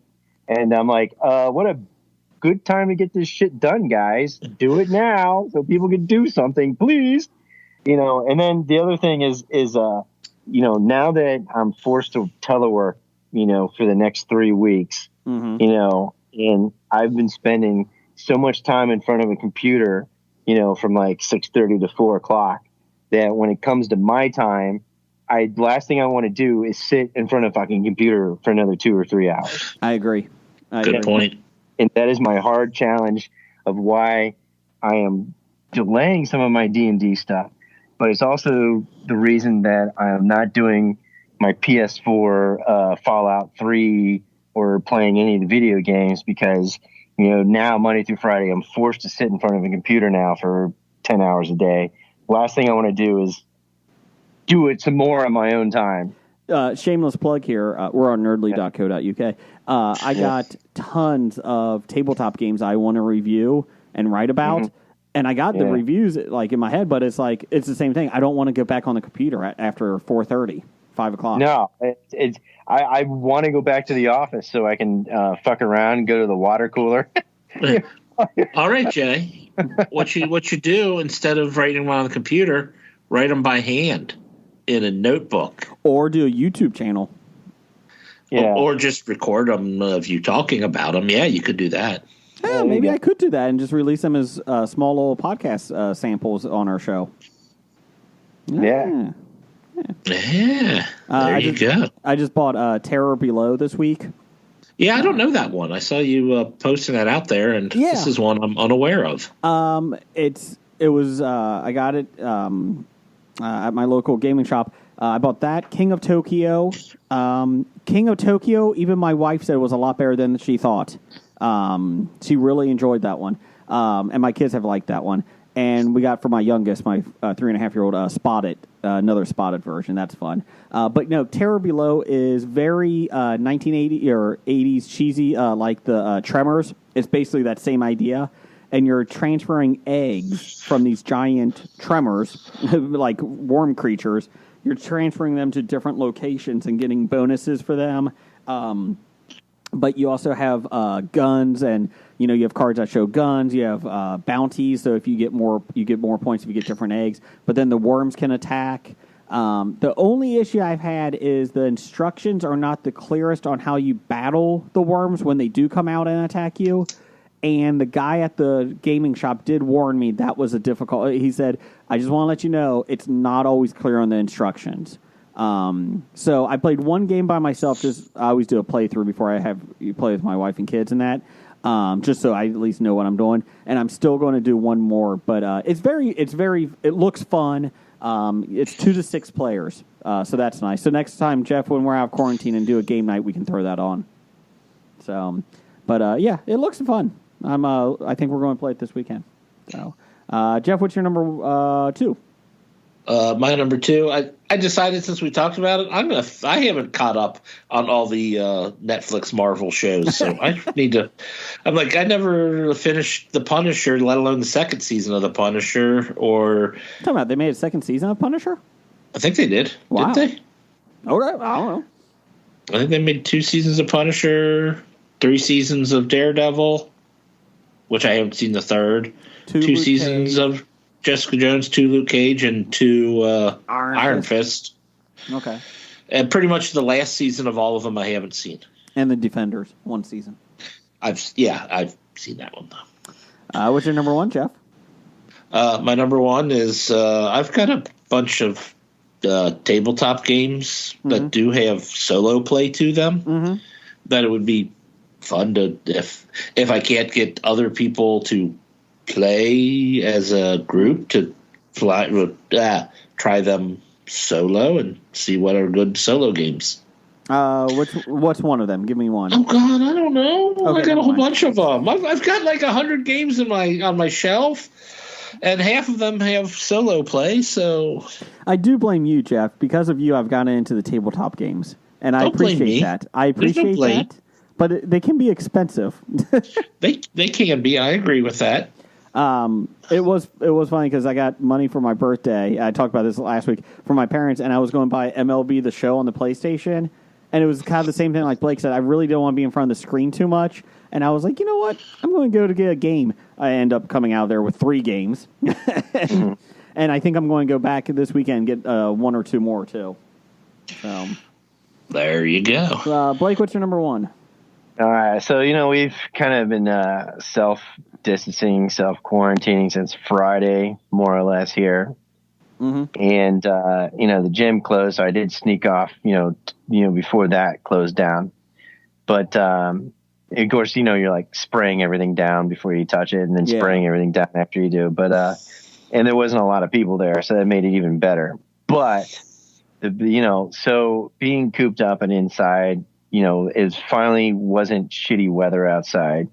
And so I'm like, I need to get the hell out of here. So I went to a nature reserve trail. That's about 3 miles from my house here.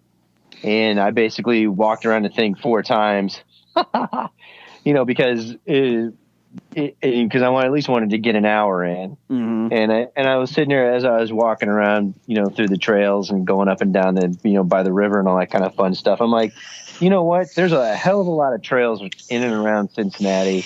Yes. I've done a lot of trekking all over the world, but I haven't done a lot of trekking here in my own city. So I actually started looking around. I'm like, yeah, I want to do this. And there's some Cincinnati nature preserves are closed down because of this virus. And now I'm getting pissed off. I want to go hiking. I want to do trails. I want to go hiking. And this is supposed to be outdoors. And I'm really upset because I actually thought about this is something I really want to do, because if I can't do something, I get out and go do something. Jeff and I, the county we live in, that Jeff and I live in, their parks are still open. And there's actually one park right next to my subdivision that we've been going through, that we're go full quarantine. If they institute that shit, I'm in trouble because I'm going to go insane. No, I get that, but as of now, like I said, there's tons of hiking trails. We take the kids in that. It's awesome. But even at the parks, you got to stay within 6 feet away from everybody. Well, that's I mean, your own family is fine or whatnot, but I mean, so the mayor of Cincinnati was giving his press conference talking about the parks and how we want people to be able to go out and enjoy this and get air and exercise. But, pretty much saying, but everyone has to stay 6 feet away from everybody else. And I'm like, okay, give me the exceptions, because I can imagine just a family walking through the park with like their 6 foot radius bubble or whatnot, saying, Mhm. "Get away!" And I'm like, and then you go home and lock yourselves in the room together, Yeah. Or a bunker. or a bunk. Yes. Even though we were Yeah. talking about screen time and getting away, my number one is finishing Red Dead Redemption. That should be on my list. I started playing it the other night again. Unfortunately, my first time that I booted it back up, I forgot what button was the shoot button, so I shot a dog, and then the townsfolk chased me, and I got arrested. So I went to do a different button, and I accidentally shot and pulled the gun out and did the quick draw, and there was literally a dog walking in front of me, and I killed it. Way to go, Chase. I was Dog killer. I was wanted for animal cruelty. So, but yeah, that's my number one. I've been wanting to get play that for a while. Get back into it. The other thing, honorable mentions, is since I'm getting HBO, I want to watch that TV show Succession. Sorry, Oh yeah, that's getting great reviews. I have yet to see it. that's the other one. So, any honorable mentions for you guys? No, I that was mean, it. probably a couple of the video games that I have started but never got far in, like The Last of Us or Red Dead Skyrim. Redemption 2. Skyrim. I don't think I ever completed the last quest. Yeah. Well, I did. I finished Skyrim, and I'm still like, oh man, is there anything? It's like, oh, there's still things to do, but it's just go to this city and pick me up, those things, and it's like, Okay. it'll go on forever. It'll go on forever. Yeah. I need Continue. 5. I need you to assassinate this person for me. Okay, but I mean, you're not. That's I all it need is now. a The storyline is strawberry. done. Yeah. A strawberry. Just to let you guys get a good laugh here, Scott from Pop Culture Podcast, former Canadian of the Year, he tweeted out today the new human trap, and it's a piece of plywood with a mouse trap contraption with a shovel on it Oh yeah. and a piece of toilet and a roll of toilet paper in it. I believe it. Good old Scott. So, anyways, before we get going, let's do titles for the show. Addendums. We're doing it early. Jeff, did you have any titles? I didn't have much. Let's see. What did I have?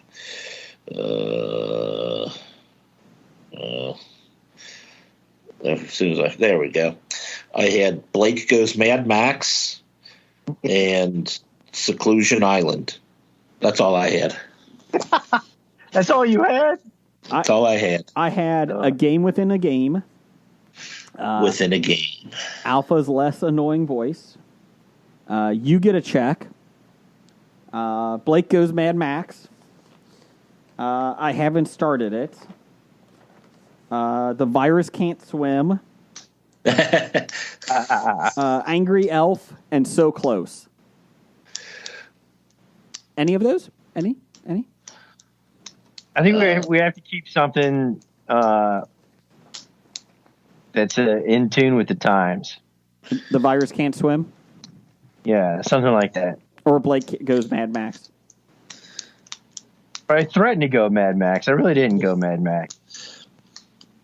Well, you threatened, but come on. Toilet Close paper. That's right. So which one are we going? Jeff, you pick. Or we could just call it toilet paper. Maybe people will Use download this us just for episode that. toilet paper. Use this episode for toilet paper. Done. The toilet paper alternative. Toilet paper alternative. Change approved. Toilet paper for your mind. Oh. Change approved. Roger says goodbye. Goodbye.